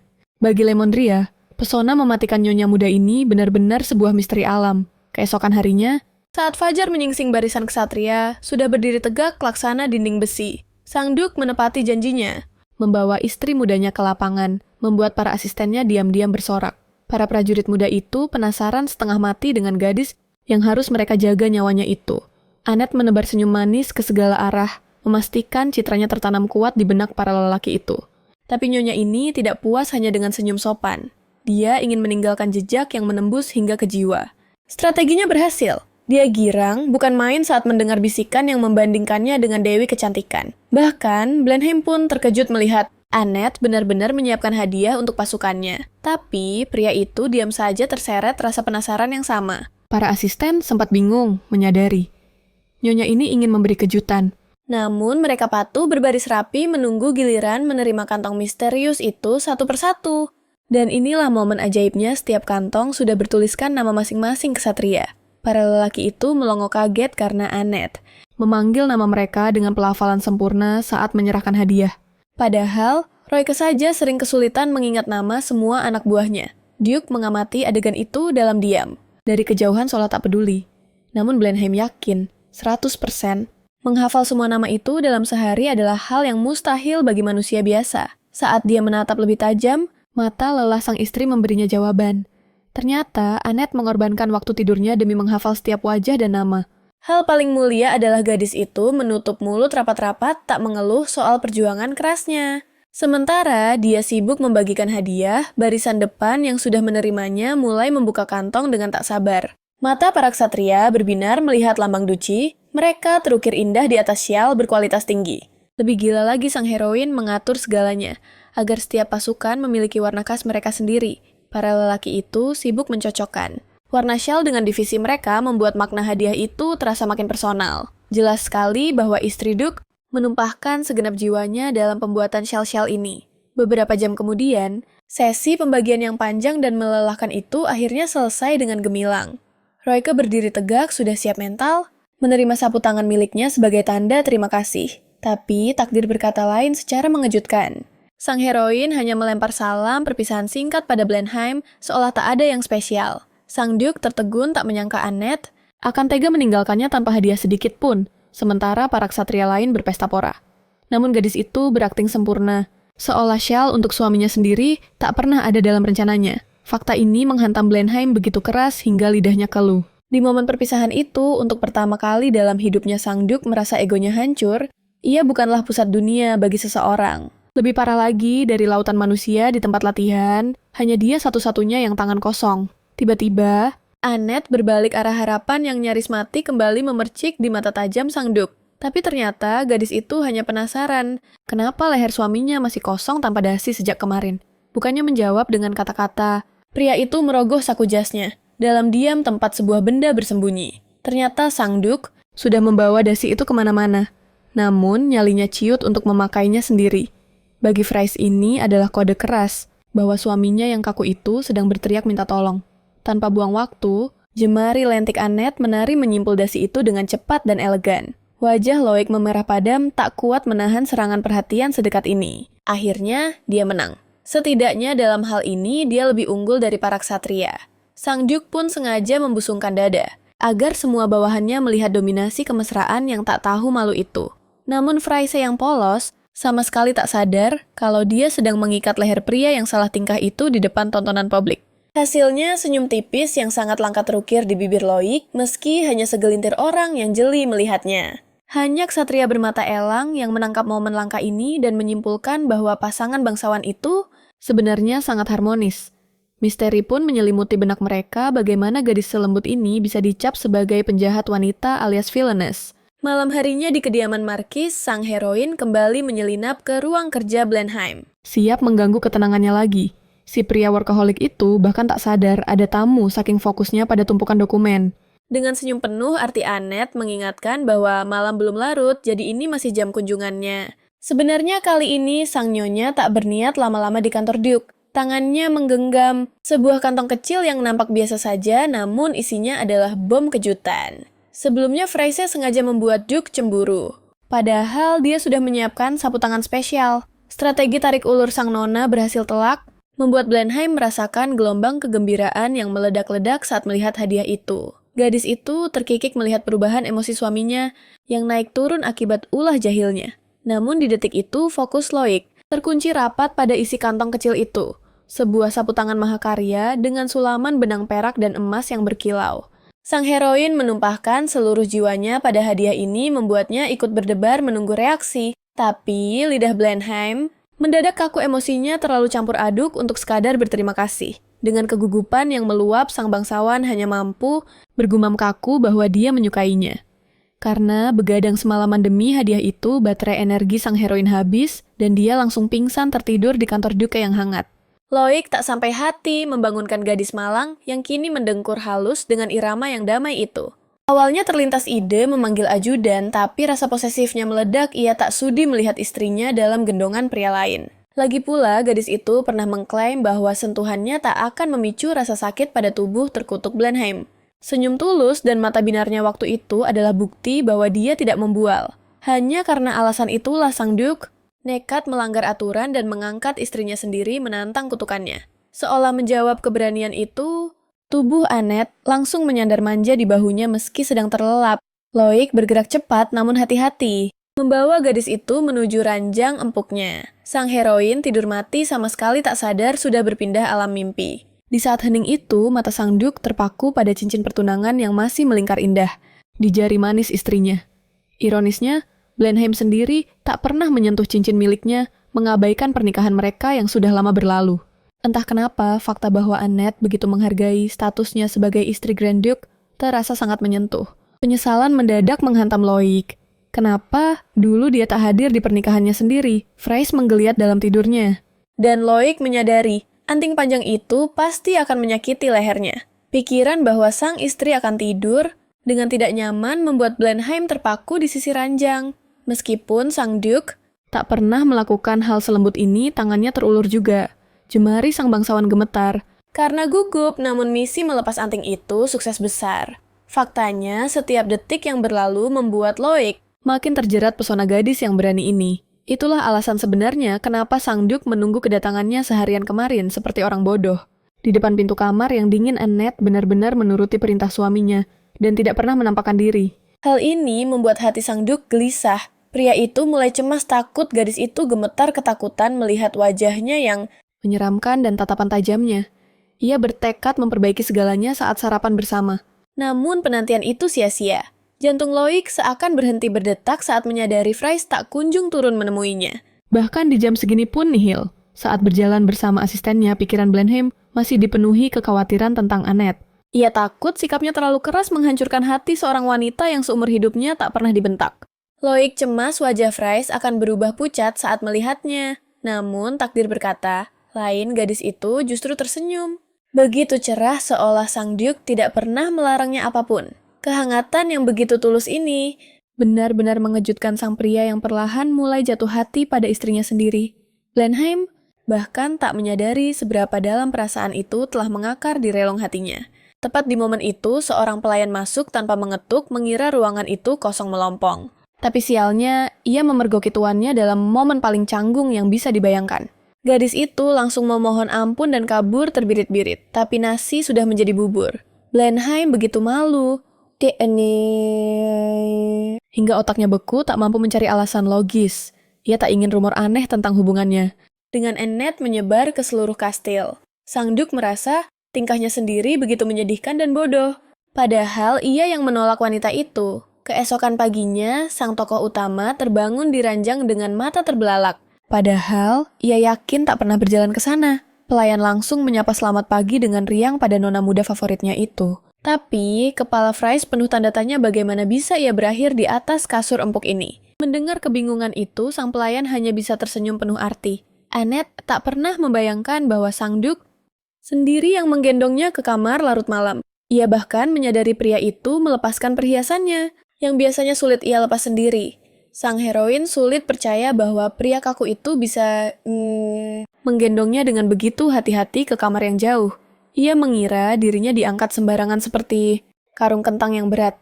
Rasa malu membakar wajahnya menyadari ia tidur mati. Di momen sepenting itu, ternyata sang Duke sudah meninggalkan kastil untuk urusan bisnis. Pagi-pagi buta, sehingga sang nona tak sempat bicara padanya. Kabar ini menusuk hati Fries, ia bingung harus melakukan apa tanpa suaminya. Namun kesedihan itu menguap cepat saat ia pergi ke tempat orang tua Leon demi sup legendaris. Annette tak kuasa menahan godaan hidangan tomat itu kapanpun ada waktu luang. Dengan wajah berseri, ia memuji Mary agar wanita itu tak menutup usahanya. Bahkan di kehidupan masa lalunya, Tak ada makanan yang bisa menandingi kelezatan ini. Akhirnya, sang nyonya rumah yang baik hati menawarkan resep rahasia sup tomat itu padanya. Ia menjelaskan tak ada trik sihir dalam sup itu, hanya cara masak setiap orang yang berbeda. Sebagai balasan, Annette bertekad ingin membalas budi pada pemilik restoran. Yang ramah itu, gadis itu baru sadar ruangan restoran ternyata sepi pengunjung. Ia mengira ini efek musim dingin di utara, tapi ternyata masalahnya bukan itu. Mari harus berjuang mati-matian bertahan hidup, meski menunya lezat luar biasa. Fakta ini menghantam sang heroin. Karena ia tak menyangka bisnisnya seburuk itu. Di masa depan, ia tak rela kehilangan kesempatan untuk terus menyantap sup surgawi ini. Jadi Annette merasa sangat perlu mencari solusi penyelamatan. Jawaban itu muncul dari kepingan ingatan kecil di kehidupan masa lalunya yang sempat terlupakan. Maka sang nona kembali ke kastil dengan hati berbunga-bunga karena misinya sukses besar. Fries bahagia setidaknya bisa melakukan sesuatu yang manis untuk wanita itu. Kuncinya, sebelum pergi, ia menyarankan Mary menjual hidangannya secara berbeda. Padahal sebelumnya pemilik hanya melayani pelanggan terbatas, termasuk Whitley. Sang kepala pelayan langsung mengejutkan sang nona dengan kabar kedatangan Madame Lemondria yang tiba-tiba. Annette tak menyangka, Loic akan memerintahkan perombakan total lemari pakaiannya untuk musim dingin. Fries belum pernah merasakan perhatian sedalam ini dari suaminya. Meski hatinya bersorak senang Putri Markis itu, sang Duchess tahu suaminya punya selera fashion kelas atas yang selalu berubah, tapi rasa insecure mulai merayap. Jangan-jangan, Duke bakal ilfeel melihat penampilannya. Terbiasa hidup sederhana di bawah asuhan Markis yang pelit, Annette tak punya pilihan selain mengenakan gaun biasa yang itu-itu saja.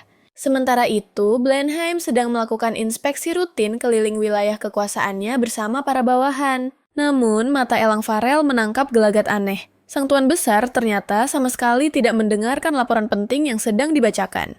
Di kepala Duke saat ini cuma ada satu hal bayang-bayang wajah cantik dan senyum manis istri tercintanya Annette. Otis yang gila kerja langsung naik pitam, menganggap sikap itu tidak profesional, dia nekat memarahi sang Duke yang sedang asyik melamun. Respons Blenheim dingin dan tajam. Dia langsung mengingatkan Farrell tentang siapa yang sebenarnya jadi bos di sini. Seketika nyali Otis ciut. Dia sadar menegur Duke yang sedang dimabuk asmara adalah kesalahan fatal yang melanggar batasan. Meski begitu, dalam hati sang ksatria masih dongkol setengah mati. Bisa-bisanya kepala Royke isinya cuman Annette melulu.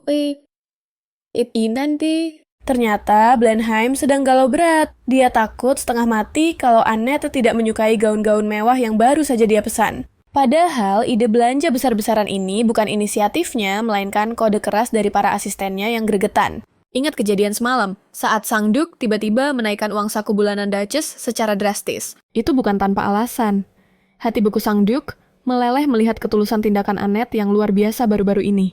Royke yakin gadis itu akan menghabiskan uang untuk orang lain bukan perhiasan. Sifat tanpa pamrih inilah yang membuat Annette makin bersinar di matanya. Farrell akhirnya pasrah melihat bosnya jadi bucin akut. Tapi dia punya kekhawatiran yang jauh lebih realistis soal kebutuhan fisik gadis itu. Cinta saja tidak bisa dipakai di badan asisten itu cemas. Karena selama perjalanan dinas kemarin, dia melihat betapa sedikitnya koleksi baju putri Marquis itu. Duke yang polos bahkan tak sadar istrinya hidup dalam keterbatasan seaneh itu. Bagi Roy ke Annette, tetaplah bidadari mau pakai kain rombeng sekalipun, semua berkat senyuman mataharinya yang silau. Saking terpesonanya Royke sampai lupa istrinya pernah pakai baju model apa saja. Baginya, semua tampak sama indahnya. Tapi kali ini beda. Dia memutuskan untuk mempercayai insting Maud Farrell demi kenyamanan sang istri tercinta. Masalahnya, Blenheim itu buta total soal dunia wanita. Di mana sih para gadis bangsawan biasa belanja gaun? Bertanya langsung pada Annette gengsi dong. Dia ingin memberikan kejutan romantis yang tak terlupakan. Tiba-tiba, Sir Leon muncul sebagai pahlawan kesiangan kesatria. Itu ingat betul nama butik paling hits di ibu kota. Chotera, celetuknya. Tempat di mana Annette baru saja mampir membeli shawl beberapa waktu lalu. Bukannya senang api cemburu, malah membakar hati Duke. Kenapa semua orang lebih tahu detail soal istrinya dibanding dia sendiri? Leon yang cerdik buru-buru mengalihkan topik. Dia menyarankan strategi pemberian hadiah yang anti-mainstream. Berikan langsung yang mulia, sarannya. Efek romantisnya akan jauh lebih dahsyat daripada sekadar dikirim pelayan. Membayangkan wajah bahagia Annette dan tatapan penuh memuja, Blenheim tak sabar ingin melihat momen itu dengan mata kepalanya sendiri. Namun sekarang Farrell mulai ragu. Sepertinya ide kejutan ini tidak seindah teori yang mereka bayangkan. Di sisi lain, Royke masih tidak habis pikir. Siapa yang berani mencela penampilan sempurna istrinya? Aura membunuh Sang Duke membuat para pelayan gemetar, ketakutan lutut mereka lemas seketika. Biarkan dia terlihat lusuh lagi, dan kalian akan menyesal. Ancaman itu menggema, meski tak ada pelayan yang berniat jahat pada Annette. Matahari mulai terbenam saat Blenheim akhirnya kembali ke mansion setelah perjalanan singkatnya. Anehnya, sang kepala pelayan masih berdiri tegak di posisinya, wajahnya tampak tegang menahan sesuatu.